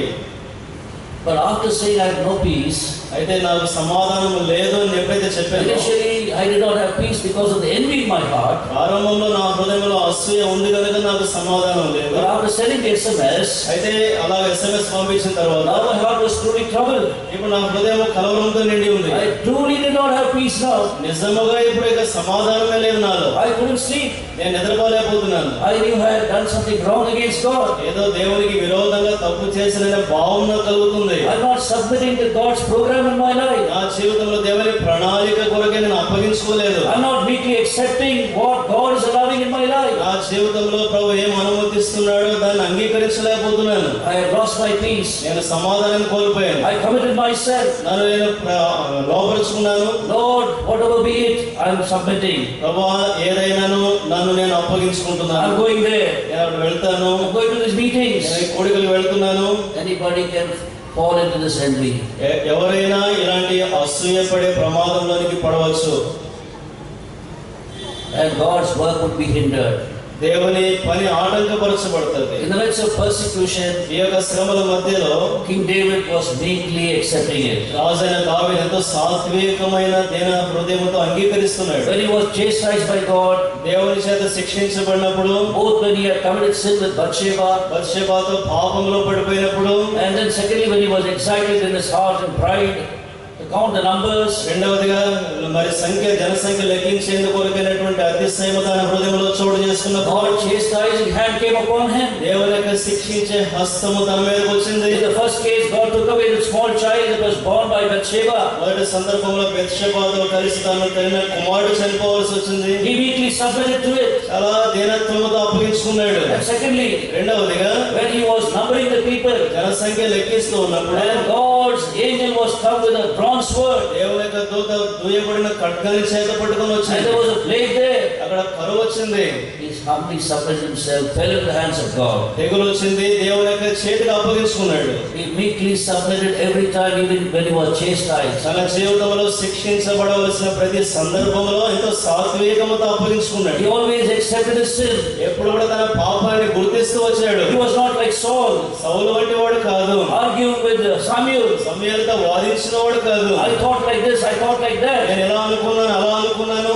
David simply said, I have sinned. దావీదు సామాన్యంగా చెప్పాడు, అవును నేను పాపం చేశాను. I submit to God chasing now. దేవుని యొక్క శిక్షకు నేను అప్పగించుకుంటున్నాను. That is a mark of meekness. అదే సాత్వికమైన హృదయంలో ఉన్నటువంటి గుర్తు. Accepting our wrong, మన యొక్క తప్పిదాలు ఒప్పుకొనుట, accepting our mistakes, మన యొక్క పొరపాట్లు ఒప్పుకొనుట, and humbling under the mighty hand of God when it even chastises us. దేవుని యొక్క బలిష్టమైన చేతి క్రింద ఒకవేళ మనం శిక్షించవలసి వచ్చినా కూడా అప్పగించుకొనుట. Being trained in meekness, ఆ సాత్వికమైన హృదయంతో he goes to a higher level, తన ఉన్నతమైన స్థానానికి వచ్చాడు. where he has to now take the second place. ఇప్పుడు రెండవ స్థానాన్ని తీసుకోవాల్సిన పరిస్థితికి వచ్చాడు. With all meekness he accepts what God had destined for him. దేవుడు తన కొరకు ఏమైతే నిర్ణయిస్తూ వచ్చాడో అవన్నీ కూడా ఎంత సాత్వికమైన హృదయంతో అంగీకరిస్తూ వచ్చాడు. You see that in 1 Chronicles chapter 28 verse 3 and verse 6. మొదటి వృత్తాంతంలో 29, 3, 4 వచనాలు. Verse 3, 1 Chronicles chapter 28 verse 3, let's read it together. మొదటి వృత్తాంతంలో 28, 3వ వచనం అందరం కలిసి చదువుదాం. But God said to me, you shall not build a house for my name, because you have been a man of war and have shed blood. Verse 6. Now he said to me, it's your son Solomon who shall build my house and my courts. నేను నీ కుమారుడైన సొలొమోనుకు నా కుమారునిగా ఏర్పరచుకొని ఉన్నాను. నేను అతనికి తండ్రిని అయ్యుండును. అతడు నా మందిరమును నా ఆవరణలో కట్టించును. Your son Solomon must build. నీ కుమారుడైన సొలొమోను కడతాడు. It's not an easy thing. ఇది తేలికైన విషయం కాదు. Even though David was among his own brothers, 7 brothers in his own house, దావీదు తన సొంత ఇంట్లో తన 7 అన్నల మధ్య నివసించిన వాడైనను, there was even a competition among the brothers. సహోదరుల మధ్య పోటీతత్వం ఉంది. When Samuel came there, సమూయేలు అక్కడికి వచ్చినప్పుడు each one wanted to be the king. వారిలో ప్రతి ఒక్కడు రాజుగా ఉండాలని కోరారు. And as he bypassed one after the other, ఒకరి తర్వాత ఒకరు దాటిపోతూ ఉంటే, if you look at the face of Eliab, the eldest one, పెద్దవాడైన ఏలీయాబు ముఖాన్ని చూస్తే he was very sad. చాలా విచారగ్రస్తుడై ఉన్నాడు. Also angry. చాలా కోపావేశంతో He was becoming envious about the next brother, whether maybe he will get selected. తర్వాత తన తమ్ముడు ఒకడు రాజు అయిపోతాడేమో అని అసూయ భావంతో నిండుకున్నాడు. Born to the same father, అదే ఒకే తండ్రికి పుట్టినవారు. but still, అయినను everyone wants importance. అందరికీ ప్రాముఖ్యత కావాలి. And when this came, ఏది జరిగినప్పుడు David, దావీదు దగ్గరికి who had prepared so much and so well, ఎంతగానో విస్తారమైన సంపద సమకూర్చిన తర్వాత, who had given his life for it, was risking his life for it. తన జీవితాన్ని పణంగా పెట్టి ఎంతో కష్టపడి సంపాదించాడు. Suddenly God's word comes to him. అకస్మాత్తుగా దేవుని వాక్యం తన దగ్గరికి వచ్చింది. You shall not build. నువ్వు కట్టకూడదు. Should have been very shocking to him. అది చాలా దిగ్భ్రాంతి కలిగించేది ఉంటుంది. His son Solomon, నా కుమారుడైన సొలొమోను he meekly accepts it. దాన్ని చాలా సాత్వికంతో అంగీకరించాడు. The second characteristic is with all meekness. సాత్వికమైన హృదయంతో తనకున్న రెండవ గుణశీలత. He surrendered himself. తను అప్పగించుకున్నాడు. He consecrated himself ప్రతిష్ఠించుకున్నాడు. to the second place that God was giving him. దేవుడు తనకి ఇస్తున్నటువంటి ద్వితీయ స్థానంలోకి వెళుతున్నాడు. You know, consecration ప్రతిష్ఠ అనగా has different facets at different times. రెండవ రకరకాలైనటువంటి స్థానాలు సమయాలు కలిగి ఉన్నాయి. You need to surrender. నువ్వు అప్పగించుకోవాలి. Okay, Lord. అవును ప్రభువా. The second place, రెండవ స్థానం let me take it humbly నేను దీనత్వంతో తీసుకుంటాను. and fulfill, achieve this great purpose of God by bringing your glory back. దేవుని మహిమ తిరిగి తీసుకుని వచ్చి ఈ గొప్పదైన ఉద్దేశం నెరవేరుస్తాను. And then thirdly, మూడవదిగా the materials that he meticulously prepared for the building of God's house. దేవుని యొక్క ఇంటిని కట్టేందుకు కొరకే లెక్కింప శక్యము కానంతగా తాను సంపాదించిన వస్తువులు. He was meticulously preparing the materials. ఆ యొక్క విస్తారమైన విధానంలో ఆ వస్తువులు సంపాదించాడు. 1 Chronicles chapter 29 verse 2, when you read that, you will see gold for gold, మొదటి కొరింథీ 29 రెండవ వచనంలో బంగారపు పనికి బంగారము, silver for silver. వెండి పనికి వెండి. Why is it written so?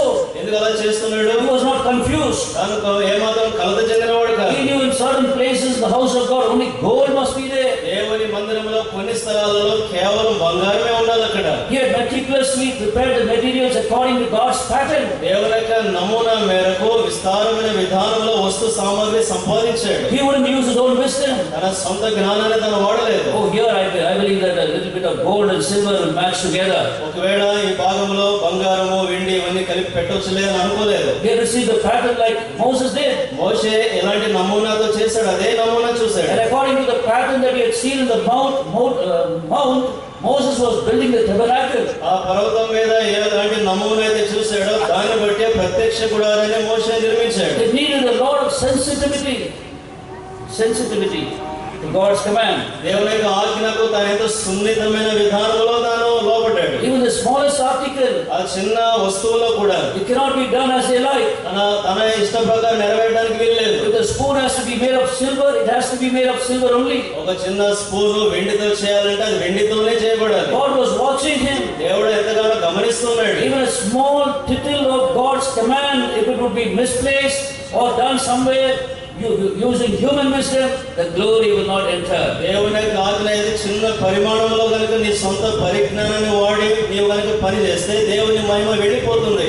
That's why I said meticulous preparation of the materials. అందుకనే ఆ యొక్క వస్తు సామాగ్రిని విస్తారమైన విధానంలో లెక్కింప శక్యము కానంతగా సంపాదించి పెట్టాడు. Paul is writing in 1 Corinthians chapter 3 the materials that we need to use so that God's house may be filled with the glory of God. పౌలు మొదటి కొరింథీ 3వ అధ్యాయం రాస్తూ దేవుని ఇల్లు మహిమతో నిండినట్లుగా మనం ఉపయోగించవలసిన వస్తువుల గురించి రాశాడు. 6 types of materials. 6 వస్తు సామాగ్రి. Of three are imperishable. మూడేమో క్షయము కానివి, And the other three are all perishable. మూడేమో క్షయమైపోయేవి.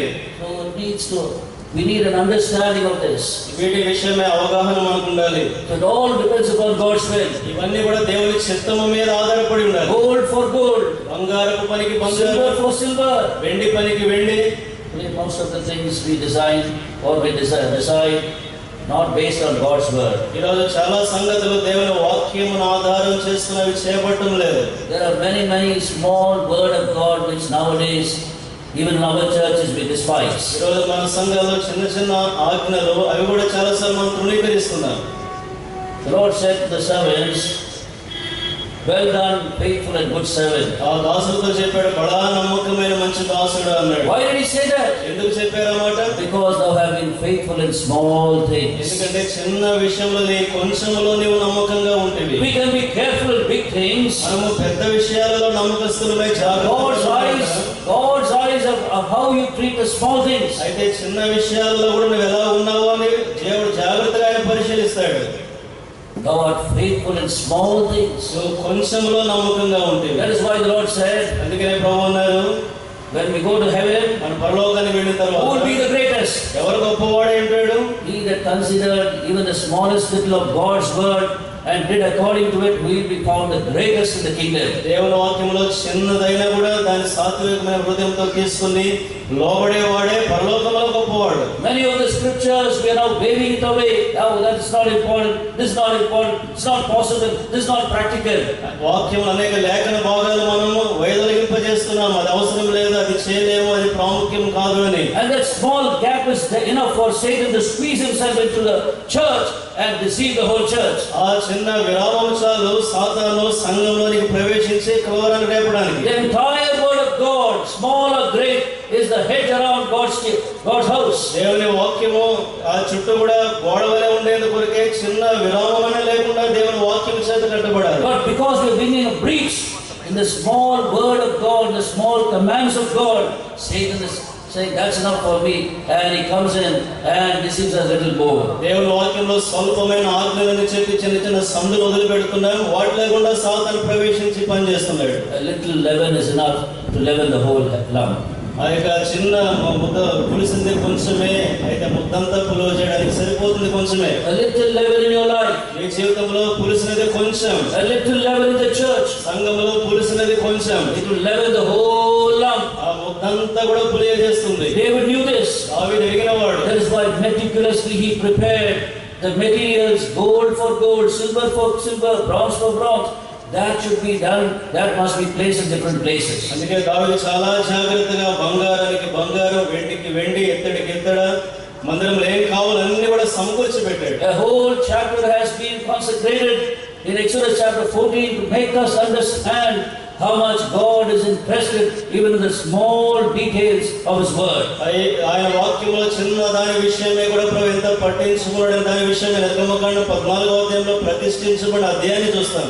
The Lord Jesus Christ, as He was dying on the cross, యేసుక్రీస్తు వారు శిలువలో మరణిస్తున్న సమయంలో, in the midst of the pain and agony that He was suffering, ఆయన ఎంత బాధతో శిలువ మరణం పొందుతున్న మధ్యలో, and the shame and the humiliation, ఆయన ఎంతో మరి సిగ్గు అవమానం పొందుతుంటుండగా, and as His blood was getting drained out, రక్తము కారుతూ ఉంటుండగా, still was trying to recall in his mind the smallest word of God that he needs to fulfill. తాను నెరవేర్చవలసి ఉన్న దేవుని ఆజ్ఞలలో స్వల్పమైనది తన మనసును కదిలిస్తా ఉంది. And finally he says the word I curse. చివరికి ఆయన చెప్పగలిగాడు ఆ మాట, నేను తప్పికొనుచున్నాను. To fulfill the word of God. దేవుని వాక్యాన్ని నెరవేర్చు నిమిత్తమై I curse, he said. నేను తప్పికొనుచున్నాను అన్నాడు. It's only after that he said it's finished and he died. ఆ తర్వాతే సమాప్తమైనని చెప్పి మరణించారు. That's the last word that he fulfilled according to the scriptures on the cross of Calvary. Calvary శిలువలో లేఖనాలను అనుసరించి ఆయన నెరవేర్చినటువంటి చివరి వాక్య భాగం అది. Today many of the scriptures we do not want it to be preached also. ఈరోజు చాలా వాక్య భాగాలు అనుసరించి మనం బోధించడానికి కూడా చాలాసార్లు ఇష్టపడదు. Don't preach this. ఇది బోధించవద్దు. It will bring controversy in the house of God. దేవుని ఇంట్లో విభేదం తీసుకొని వస్తుంది. It's bringing the difficulty in the house of God. దేవుని ఇంట్లో ఇది కనుక బోధిస్తే కొన్ని ఇబ్బందులు తలెత్తుతాయి. It will only bring more difficulties. ఇంకా అలా చేస్తే ఇంకా ఎక్కువైన కష్టాలు If those truths are not going to be preached in the house of God, ఇలా ఈ సత్యాలు దేవుని సంఘములో బోధించబడకపోతే, whenever God's word is going to be despised, rejected, even that small tittle of God's word, you will see the entire lump getting leavened. దేవుని వాక్యంలో చిన్నదే స్వల్పమని చెప్పి దాన్ని తృణీకరిస్తే ముద్దంతా కూడా పులిసిపోయే ప్రమాదంలోనే పడతారు. Then fourthly we see, నాలుగవదిగా చూస్తాం 1 Chronicles chapter 29 and verse 17. మొదటి దినవృత్తాంతములు 29వ అధ్యాయం 17వ వచనం. Let's read together please. అందరూ కలిసి చదువుదాం దయచేసి. I know also my God that just the heart and pleasure in uprightness, as for me the righteousness of God, and I willingly offered all these నేను things. యథార్థ హృదయం గలవాడిని, ఇవన్నీ మనఃపూర్వకంగా ఇచ్చి ఉన్నాను. I'm just rushing into it. త్వరగా దాటిపోతున్నాం. Now what does he say? ఏం చెప్తున్నాడు? He was always mindful that God is watching, searching and testing. దేవుడు పరిశోధిస్తున్నాడు, చూస్తున్నాడు అని చెప్పేటువంటి పరిశీలన దృక్పథంతో ఉన్నాడు దావీదు. It's only a consecrated person ప్రతిష్ఠించబడిన వ్యక్తి మాత్రమే who would be always aware of God's presence and God's watching. దేవుని యొక్క సన్నిధి ఆయన పరిశోధించి గమనిస్తున్నాడనే స్పృహలో ఉంటాడు. ఇప్పుడు You know, God is keeping on testing us. దేవుడు మనల్ని పరిశోధిస్తూ ఉంటాడు. ఏం పరీక్షిస్తాడు? Our motives. మన యొక్క ప్రేరణలు, Our motives. మన యొక్క ఆలోచనలు. David was always mindful that God was searching his heart or his motives. తన హృదయంలో నుంచి బయటకు వచ్చే ప్రేరణలను ప్రభు జాగ్రత్తగా పరిశీలిస్తున్నాడని దావీదు అడిగాడు. In 1 Chronicles chapter 28 మొదటి దినవృత్తాంతం 28వ అధ్యాయం and verse 9. 9వ వచనం. Let's read together please. అందరూ కలిసి చదువుదాం దయచేసి. Chapter 28 and verse 9. 28వ అధ్యాయం 9వ వచనం. As for you, my son, know the God of your father and serve him with a loyal heart and with a willing mind. The Lord searches all hearts and understands all the intents of the thoughts. మనఃపూర్వకంగా ఆయన సేవించము. You know why glory departed has not returned back or is not coming back? వెడలిపోయిన మహిమ ఎందుకు తిరిగి రావడం లేదు తెలుసా? Because we do something but with a different motive. ఎందుకంటే ఏదో చేస్తున్నాం కానీ ప్రేరణలతో చేస్తున్నాం. Today the confusion in the churches, సంఘంలో కలవరం ఏంటంటే our motives are not right. మన ప్రేరణలు సరిగా లేవు. Our motives are not right. మన ఆలోచన ప్రేరణలు సరిగా లేవు. He is the one who searches our motives. ఆయన మన ప్రేరణలు కూడా పరిశోధించేటువంటి వాడు. Why are you working so hard? ఎందుకు ఇంత కష్టపడి పని చేస్తున్నావు? Why are you giving heart, spirit, soul and body for the service of the Lord? దేవుని యొక్క సేవ కొరకే ప్రాణాత్మ దేహాలు ఎందుకు సమర్పిస్తున్నావు? Ask yourself. నువ్వు ప్రశ్నించుకో. If you ask Peter, పేతురుని అడిగితే from the scripture we see, లేఖనంలో మనం చూస్తాం, he was always ready to give an answer. ఎప్పుడు జవాబు చెప్పడానికి సిద్ధంగా ఉంటాడు. He always wanted to prove himself to be very bold. చాలా ధైర్యవంతుడుగా తాను కనపరుచుకోవడానికి సిద్ధపడతాడు. If the Lord says, when the Lord said, come to him, come. ప్రభు రా అని చెప్తే, when he was walking on the water, ఆ నీళ్ళ మీద నడిచేటప్పుడు నా దగ్గర రా అని ప్రభు చెప్పగానే Peter saw the Lord. పేతురు ప్రభువుని చూశాడు. I also want to come and walk on the water. నేను కూడా నీళ్ళ మీద నడిచి నీతో రావాలని కోరుతున్నాను. What was the reason? కారణం ఏంటి? He wants to impress people. ప్రజలను సంతోష పెట్టాలనే మనసు కలిగిన వాడు. Get an impression. ఒక మంచి అభిప్రాయం సంపాదించుకోవాలి. Impress people. ప్రజలను మంచి disciples. తోటి శిష్యులను మంచి చేసుకోవాలి. They looking at Peter. What is this? వాళ్ళందరూ కూడా పేతురు నడుస్తా ఉంటే పేతురు వైపు ఆశ్చర్యచకితులై చూస్తున్నారు. Such a bold person. ఇంత ధైర్యవంతుడైన మనుషుని మనం అన్నాడు చూడలేదు. Going to jump from that boat. ఆ దోణిలో నుంచి బయటికి గెంతడానికి సిద్ధంగా ఉన్నాడు. 1, 2, 3 and he jumped. 1, 2, 3 గెంతేశాడు బయటికి. What a brave Peter he is. ఎంత ధైర్యశాలి పేతురు. What a wise Peter he is. ఎంత జ్ఞానవంతుడి పేతురు. He gave the right answer. సరైన జవాబు చెప్పాడు. You are the son of God. నీవు సజీవుడు, దేవుని కుమారుడు. There is a ministry that can be done to impress people. పరిచర్య ప్రజలను సంతృప్తి సంతోషపరచడానికి చేసే అవకాశం ఉంది.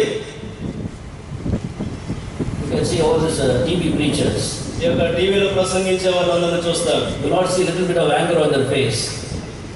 You not even see a little bit of anger on their face. వారి ముఖంలో కొంచెం కోపం కనపడదు. When they condemning sin also there will be a smile there. పాపాన్ని ఖండించేటప్పుడు కూడా నవ్వుతూ చెప్తా ఉంటారు. They will be very with big smile only they will condemn sin. చాలా నవ్వుతో ప్రశాంతమైన ముఖంతో పాపాన్ని ఖండిస్తారు. Because they have want to show a very good face, a very beautiful face before the screen. ఎందుకంటే చాలా మంది చూస్తారు కాబట్టి స్క్రీన్ మీద వాళ్ళ ముఖం బాగా కనపడాలని చెప్పి మంచిగా పెట్టుకుంటారు. Merely to impress people. కేవలం ప్రజలను సంతోషపెట్టడానికి. God sees our heart.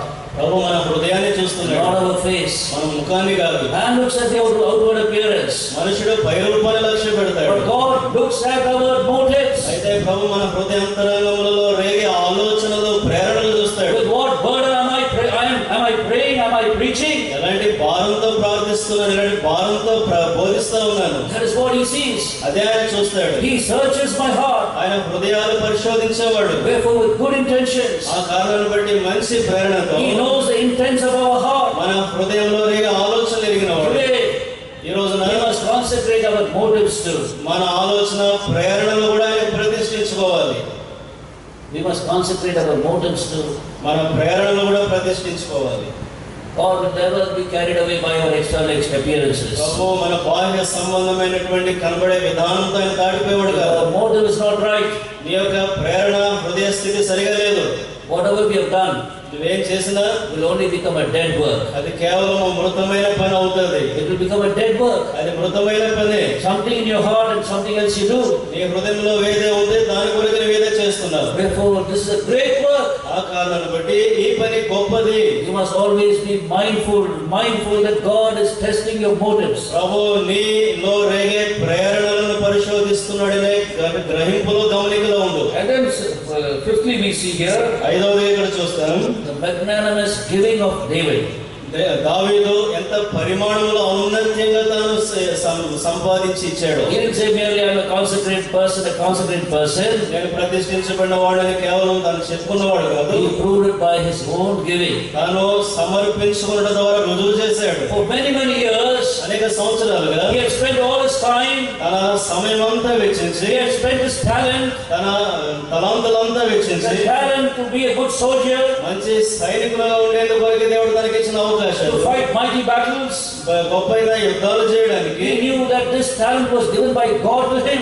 ఈ యొక్క మరి నైపుణ్యము దేవుడే తనకి ఇచ్చాడని ఎరిగిన వాడే He employed that talent and all the time in order to get the treasure that was needed to build God's house. అవసరమైన విస్తారమైన కొల్ల సొమ్ము దేవుని ఇల్లు కట్టేందుకు కొరకే సంపాదించిన నిమిత్తమే దేవుడు తనకి ఇచ్చిన నైపుణ్యాలు వాడుతూ వచ్చాడు.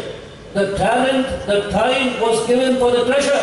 ఆ యొక్క కొల్ల సొమ్ము కొరకే దేవుడు తనకి ఇచ్చినటువంటి తలాంతులు, దేవుడు తనకి ఇచ్చిన సమయం. They are three separate things. ఈ మూడు కూడా విభిన్నమైన సంగతులు. God is giving you time. ప్రభునికి సమయం ఇస్తున్నాడు. God has given you talent. ప్రభునికి తలాంతు ఇచ్చాడు. God has given you some skill. ప్రభునికి ఏదో ఒక నైపుణ్యం He has ఇచ్చాడు. given some intelligence. నీకేదో జ్ఞానం ఇచ్చారు. And He has given you a good job. మంచి ఉద్యోగం ఇచ్చారు. So that you can skillfully దాని ద్వారా నువ్వు నైపుణ్యంతో పనిచేయాలి. display your talent there. నీ యొక్క నైపుణ్యం కూడా ప్రదర్శించాలి. So that you can earn well. దాని ద్వారా బాగా సంపాదించాలి. So that you can earn honestly.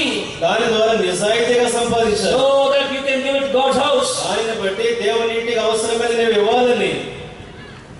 All your time and all your talent is not for you. నీ సమయము, నీ తలాంతులు కేవలం నీ కొరకే కాదు. If you ask David, నీవు దావీదుని అడిగితే he was saying, I'm fighting these battles. నేను ఇన్ని యుద్ధాలు చేసి పోరాడాను. David, yesterday you went for a battle. నిన్న కూడా నువ్వు యుద్ధానికి వెళ్ళావు. You spent the whole day fighting. దినమంతా యుద్ధం చేయడానికి గడిపావు. You gathered so much of spoil. చాలా విస్తారమైన కొల్ల సొమ్ము సంపాదించావు. Why do you go today also? ఈ రోజు కూడా ఎందుకు వెళ్తున్నావు? Yes, this day also I want to spend వెళ్ళాలి. ఈ రోజు కూడా నేను యుద్ధం చేయాలి. using my talent చూడండి, నా యొక్క నైపుణ్యాన్ని నిలబడాలి. to gather more treasure. ఇంకా కొల్ల సొమ్ము సంపాదించాలి. Because that is essential for the building of God's house. ఎందుకంటే దేవుని ఇల్లు నిర్మించేందుకు కొరకై అవసరమైనది ఎంతో ఉంది. Watch what he said. Many are redeemed from sin.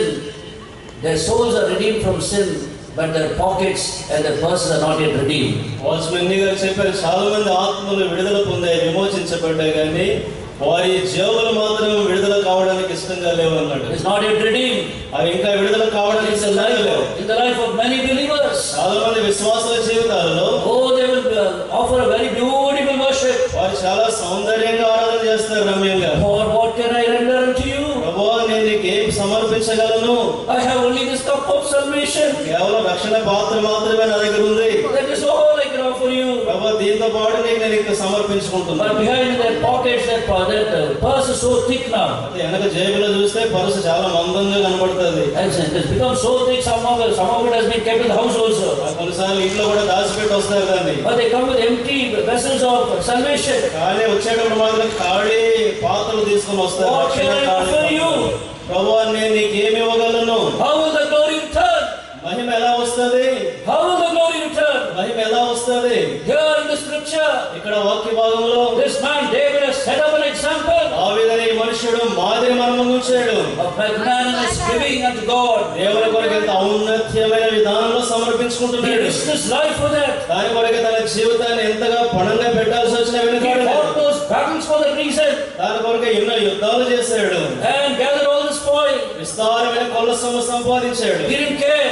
దాని కొరకు Somehow. లక్ష్య పెట్టలేదు. ఎలాగైనా House of God has to be built. దేవుని ఇల్లు కట్టబడాలి. And the glory that has departed వెడలిపోయిన Mahima must return. తిరిగి రావాలి. Must return. తిరిగి రావాలి. Even if I have to pay my life as a price. దాని కొరకే నా జీవితాన్ని క్రయంగా చెల్లించవలసి వచ్చిన That is the consecration of David. అది దావీదు యొక్క ప్రతిష్ట. A consecrated person ప్రతిష్ఠించబడిన వ్యక్తి who has consecrated service. తన సేవ కొరకే ప్రతిష్ఠించుకున్నవాడు. You know, in the Tamil translation, Tamil తర్జుమాలో it is written, Kai Kanikai, that is your handful of offering. మీ యొక్క చేతుల నిండా ఇచ్చేటువంటి సమర్పణ. Your handful of offering, that is also one of the translations. ఒక తర్జుమాలో ఇది కూడా రాయబడుతూ వచ్చింది. Your handful offerings. మీ చేతులతో తీసుకుని వచ్చే సమర్పణ. Look at the Lord Jesus Christ. ప్రభువు యేసుక్రీస్తు వారు చూడండి. He had taken bread ఆయన రొట్టె తీసుకున్నారు. into his hand. తన చేతిలో తీసుకున్నారు. What was that? ఏముంది ఇది? He said, this is my body broken for you. ఇది నా శరీరము మీ కొరకు వేరబడిన నా శరీరం. Take it. తీసుకోనండి. Eat of it. దీన్ని భుజించండి. That was his hand offering. అది తన చేతులతో తను తీర్చిన సమర్పణ. Even his own life. తన సొంత జీవితం. Even his own body. తన సొంత శరీరం. He took the cup again. మరలా తన పాత్ర తీసుకున్నాడు. In his hand. తన చేతుల్లో. And he gave it to them. వారికి ఇచ్చేసాడు. For the forgiveness of sins. వారి పాప క్షమాపణ కొరకై. That is why. ఆరాధన. If that person. ఆ వ్యక్తి. The Son of God. దైవ కుమారుడు. had withheld his hand. తన యొక్క చేతులలో. And wouldn't have given this hand offering. ఈ యొక్క చేతులతో తాను చేసిన సమర్పణ. You and I will all go to hell. నీవు నేను అలా ఆయన చేసి ఉండకపోతే మనం నరకంలో ఏర్పడేవారు. You and I will all go to hell. నీవు నేను నరకంలో ఉండేవారు. But in his love for you and me, అయితే నీ విషయమే నా విషయం అనుకున్న ప్రేమను బట్టి he took the bread in his hand. తన చేతిలోనికి రొట్టె తీసుకున్నాడు. This is my body broken for you. మీ కొరకు విరవబడిన నా శరీరము. Bible says he took the bread. దేవుని వాక్యం చెప్తుంది ఆయన రొట్టెను తీసుకున్నాడు. That means it is voluntary. దాని అర్థం ఏంటంటే స్వచ్ఛందంగా తీసుకున్నాడు. I take this watch. ఈ యొక్క వాచ్ తీసుకున్నప్పుడు I voluntarily take it. స్వచ్ఛందంగా దాన్ని తీసుకుంటున్నాను. Nobody could force him.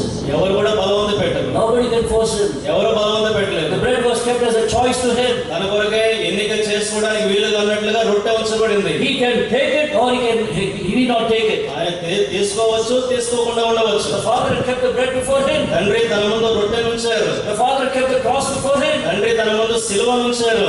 The father had kept death before him. తండ్రి తన ముందు మరణాన్ని ఉంచారు. Son, you can take it or not. కుమారుడా తీసుకుంటావా లేదా? But it is love for you and for me. అంటే నీ మీద నా మీద ఆయనకున్న ప్రేమను బట్టి He took that hand offering. ఆ యొక్క అర్పణ తీసుకున్నాడు. ఆయన Even his whole body to be broken. తన సొంత శరీరమే విరగొట్టబడడానికి He took the cup. ఆ యొక్క పాత్ర తీసుకున్నాడు. His own blood to be shed. తన సొంత రక్తం మన కొరకే చిందించు నిమిత్తమై So that we can be forgiven. దానిని బట్టి మనందరం క్షమించబడాలని, And be saved from the lake of hellfire. ఇట్లా నరకాగ్ని దండన నుంచి రక్షించబడాలని, And attain eternal life. నిత్య జీవాన్ని స్వతంత్రించుకోవాలని. He is the greater David. ఆయన దావీదు కంటే గొప్పవాడు. He is the greater David. ఆయన దావీదు కంటే గొప్పవాడు. Much more magnanimous than David himself. దావీదు అంత ఔన్నత్యంగా ఉంటే అంతగా మించి ఎంత ఔన్నత్యమైన రీతిలో ఉన్నవాడు. He literally gave his life. ఆయన తన జీవితాన్ని పానార్పణంగా పోసాడు. And what have you given to him? ఆయనకు నువ్వేమిస్తున్నావు? In what way have you contributed to the building of God's house so far? దేవుని ఇల్లు ఆయన కొరకు నిర్మించబడిన నిమిత్తమే ఏ విధానంలో నీవు పాలు పంచుకుంటున్నావు? Don't look at others. ఇతరులను చూడొద్దు. What did he do? ఆయన ఏం చేస్తున్నాడు? What did he do? వాళ్ళు ఏం చేస్తున్నారు? Remember the widow. ఆ విధవరాలను చూడండి. She had only 2 mites. 2 కాసులే ఉన్నాయి. She gave it all. ఆ 2 ఇచ్చేసింది. Remember the Sarafat woman. ఆ సారపతి విధవరాలు చూడండి. She had only one small bread. ఒక చిన్న రొట్టె భాగమే ఉంది. She gave it to Elisha. ఇచ్చేసింది ప్రవక్తకు. Remember them. వారందరినీ జ్ఞాపకం చేసుకో. Don't look at the others. ఇతరులను చూడొద్దు. God wants you to give your hand offering today. ఈ చేతుల నిండా ఉన్న సమర్పణంతా నీవు ప్రభువుకి ఇవ్వాలని కోరుతున్నాడు. You have been profited, benefit by this holy congregation. ఈ పరిశుద్ధ సమాజ కూడిక నుంచి నువ్వు చాలా లాభాన్ని క్షేమాన్ని పొందావు. What have you contributed for it? దీని కొరకు నువ్వు ఏం చేసావు? Have you contributed your time for it? దీని కొరకు నువ్వు సమయాన్ని వెచ్చించగలిగావా? Have you contributed in any way your talent for it? దీని కొరకు ఏదో విధానంలో నీ తలాంతులు ఉపయోగించావా? Have you contributed your treasure for it? దాని కొరకు నీ సంపదను ఏమన్నా వెచ్చించావా? Ask yourself. నువ్వు ప్రశ్నించుకో. And still we all want the glory of God to return. దేవుని యొక్క మహిమ తిరిగి తీసుకురాబడాలని మనం కోరుతాం. We want to enjoy God's presence. దేవుని సన్నిధి అనుభవించాలని కోరుతున్నాం. We want to see those glorious olden days. ఆ పాత దినాలలో మహిమాన్వితమైన దినాలు తిరిగి చూడాలని కోరుతున్నాను. Let your bank account be redeemed also. నీ పర్సు, నీ బ్యాంక్ అకౌంట్ దీని కొరకే ఖాళీ అయిపోవడానికి సిద్ధపరచుకో. And then we see తర్వాత చూస్తాం. He motivates others also. ఇతరులను కూడా ప్రేరేపిస్తూ ఉన్నాడు. Not only he was setting himself as an example. తనను తాను మాదిరిగా ఉంచుకోవడం మాత్రమే కాదు. He was a person who motivate others. తోటి వారిని కూడా ప్రేరేపిస్తూ ఉన్నాడు. Encourage others. ఇతరులను ప్రోత్సాహపరుస్తున్నాడు. So that they also would come forward and they also would contribute their portions. So that the glory will return. దానిని బట్టి వారు కూడా తమ భాగాలేంటో సమర్పించుకొని తద్వారా దేవుని మహిమ వారి మధ్యకు తిరిగి రావాలని దావీదు వారిని ప్రోత్సాహపరిచాడు. Are you a motivating person in the house of God? దేవుని ఇంటిలో తోటి వారిని ప్రేరేపించి ప్రోత్సాహపరిచేవారిగా ఉన్నావా? Or are you discouraging people? లేకపోతే ప్రజలు నిరుత్సాహపరుస్తున్నావా? Why you want to give so much to the Lord? సహోదరుడా, దేవునికి ఎందుకు అంత ఇవ్వాలి నువ్వు? Why you going to the prayer meeting? ఎందుకు ప్రార్థన గుడికి వెళ్తున్నావు నువ్వు? Why you going to the Bible study? Bible పఠనానికి ఎందుకు వెళ్తావు? I'm not going. You also don't go. నేను వెళ్ళలేదు కదా, నువ్వు కూడా వెళ్ళొద్దు. But if you are a motivating person, నువ్వు ప్రేరేపించే వ్యక్తివైతే, as parents, తల్లిదండ్రులుగా, I'm going. You also come. మేము వెళ్తున్నాం, మీరు కూడా రండి. You draw even your children to the house of God. మీరు మీ పిల్లల్ని కూడా దేవుని ఇంటికి తీసుకుని వస్తారు. Are we motivating people today? ఈ రోజున తోటి వారిని ప్రేరేపించే వారిగా ఉన్నామా? And David said, దావీదు అన్నాడు, who is there who is going to consecrate today his service unto the Lord? ఈ రోజున మీలో దేవుని సేవ కొరకే ప్రతిష్ఠించుకోవడానికి మీలో మనపూర్వకంగా ఎవరైనా ఉన్నారా? We are not able to motivate other people తోటి వారిని ఒకవేళ ప్రేరేపించలేకపోవచ్చు. because we have not set ourselves as examples. మనము వారి ముందు మాదిరికరంగా ఉంచుకోలేదు. Father sits at home and says, తండ్రి ఇంటి దగ్గర ఉండి అంటాడు, you go to the prayer meeting. He tells the son, you go to the prayer meeting. కుమారుని పిలిచి నువ్వు ప్రార్థన గుడికి వెళ్ళు. And the son says, కుమారుడు అంటాడు, if you yourself are not going, you are idling yourself at home, why should I go? నీవే తండ్రి నువ్వు ఇంట్లో కూర్చొని వెళ్ళకపోతే నేను ఎలా వెళ్తాను? One day in our house there was a big quarrel in the believer's house. ఒకరోజు ఒక విశ్వాస గృహంలో చాలా పోట్లాట జరుగుతా ఉంది. Father rang me up. తండ్రి ఫోన్ చేస్తాడు, My son is quarreling like anything. నా కుమారుడు నన్ను చాలా పోట్లాడుతూ ఉన్నాడు, Please come to my house. దయచేసి మా ఇంటికి రండి. So I rushed. I thought with a very serious thing. నేను చాలా తీవ్రమైన విషయంగా పరిగణించాను. Then the father said, తండ్రి అన్నాడు, please. Then the father said, తండ్రి అన్నాడు, this boy, ఈ కుమారుడు, when I was coming from work, I saw him going with a girl. నేను పని ముగించుకొని వస్తా ఉంటే ఒక అమ్మాయితో కలిసి దాన్ని వెళ్ళడం నేను చూశాను. Please tell him, brother. దయచేసి సహోదరుడా మనకి చెప్పండి, Please give him some advice. దయచేసి ఒక సలహా ఇవ్వండి. And I said, what are you doing? నేను ఏం చేస్తున్నావు బాబు అని అడిగాను. There's still time for you to get married. ఇంకా వివాహం చేసుకోవడానికి సమయం ఉంది కదా, ఏం Why do you పని want all these things? ఇవన్నీ ఎందుకు చేస్తున్నావు? He said, తను అన్నాడు, you please tell my father first. నువ్వు ముందు నా తండ్రికి చెప్పాయని చెప్పండి. Shall I tell you what and all he is doing when he's coming from work? తాను పని ముగించుకొని ఇంటికి వచ్చేటప్పుడు మా తండ్రి ఏం చేస్తాడో మీకు తెలుసా? Shall I tell you the person he's going with? చెప్పమంటారా ఎవరితో తాను వెళ్తున్నాడు? The father is afraid now. వెంటనే ఇప్పుడు తండ్రి భయపడడం మొదలు పెట్టాడు. Okay, I am going some way. My son at least must be in a good walk in a good way, he says. సరే నేను ఏదో విధానంలో ఎక్కడికో వెళ్తున్నాను, నా కుమారుడు కనీసం నువ్వన్న మంచి మార్గంలో వెళ్ళాలి కదా. I only will spoil my life. నేను నా జీవితాన్ని పాడు But I don't చేసుకుంటాను. want my son to spoil his life. అయితే నా కుమారుడు తన జీవితాన్ని పాడు చేసుకోవడం నాకు ఇష్టం లేదు. How can that be an example? అది మాదిరికరంగా ఎలా ఉంటుంది? How can that be an example? అది మాదిరికరమైన జీవితం ఎలా ఉంటుంది? The father should have set an example. తండ్రియే మాదిరి ఉంచాలి. The Lord Jesus Christ set an example. ప్రభువు యేసుక్రీస్తు వారు మాదిరి ఉంచారు. King David set an example. రాజైన దావీదు మాదిరి ఉంచాడు. And then he's calling for ఇప్పుడు పిలుస్తా ఉన్నాడు consecration. ప్రతిష్ఠ కొరకు. Consecrate yourself today. ఈ రోజున మిమ్మల్ని మీరు ప్రతిష్ఠించుకోనండి. Motivating people. ప్రజలను ప్రేరేపించేటువంటి వాడు. He was a motivating person. ప్రజలను ప్రేరేపించేటువంటి మనసు కలిగిన వాడు. Motivating people not for wrong things. కాని విషయాల కొరకే ప్రేరేపించే మనుషుడు కాదు. There are now many groups motivating people to do the wrong things contrary to God's word. ఈ రోజు దేవుని వాక్యానికి విరుద్ధంగా రకరకాల కార్యాలు చేయడానికి కొన్ని గుంపులు ఏర్పడి ప్రేరేపించే వారు ఉన్నారు. Let's not be like that. అది కాదు మనం చేయాల్సింది. Motivate people so that they may contribute in some way, so that the glory of God may return. దేవుని మహిమ తిరిగి వచ్చు నిమిత్తమై తమను తాము పాలిభాగస్తులుగా చేసుకోవడానికి ఏదో ఒక విధానంలో మంచి దృక్పథంతో ప్రేరేపించండి. Then finally we see the moderation or the modesty of David. చివరికి మనం చూస్తాం దావీదు యొక్క నవీనపరచబడిన స్థితి. Modesty, that means humility. దావీదు యొక్క దీనత్వాన్ని మనం చూస్తాం. What does he say? ఏమంటున్నాడు? After having done and given so much, he says, ఇంత ఇచ్చిన తర్వాత దావీదు అంటాడు, Lord, you gave us that grace. ప్రభువా ఈ కృప నాకు ఇచ్చింది నీవే అన్నాడు. I received it from your hand. నేను నీ చేతి నుంచి ఇవన్నీ పొందాను. I cannot boast about it. వీటి విషయమే నేను అతిశయించడానికి వీల్లేదు. From your hand we received that, we have given it to you.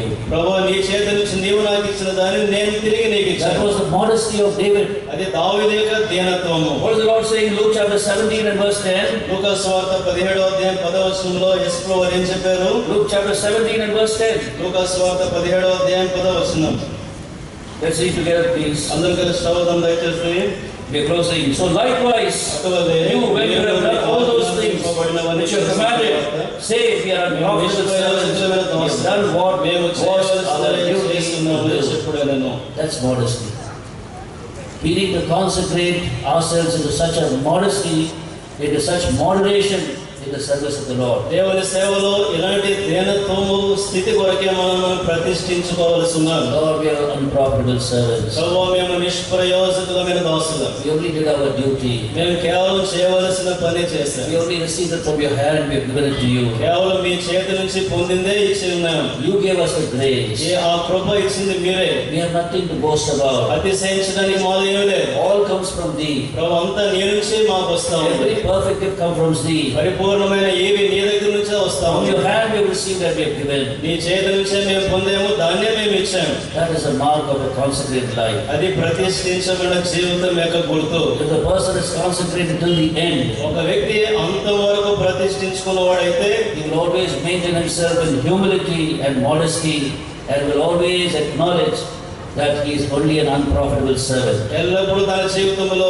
దీనత్వాన్ని విధేయతను అభ్యాసం చేసుకుని ఎప్పుడు నిష్ప్రయోజకమైన దాసులను ఒప్పుకుంటూ ఉంటాడు. Who will consecrate himself and his service to the Lord today? యెహోవాకు మనఃపూర్వకంగా సేవను ప్రతిష్ఠించుకునేవారు మీరు ఎవరైనా ఉన్నారా? Ask yourself based on these 7 truths. ఈ యొక్క 7 అంకెల సత్యాల వెలుగులో ప్రశ్నించుకో. May the Lord help you. ప్రభు నీకు సహాయపడును గాక.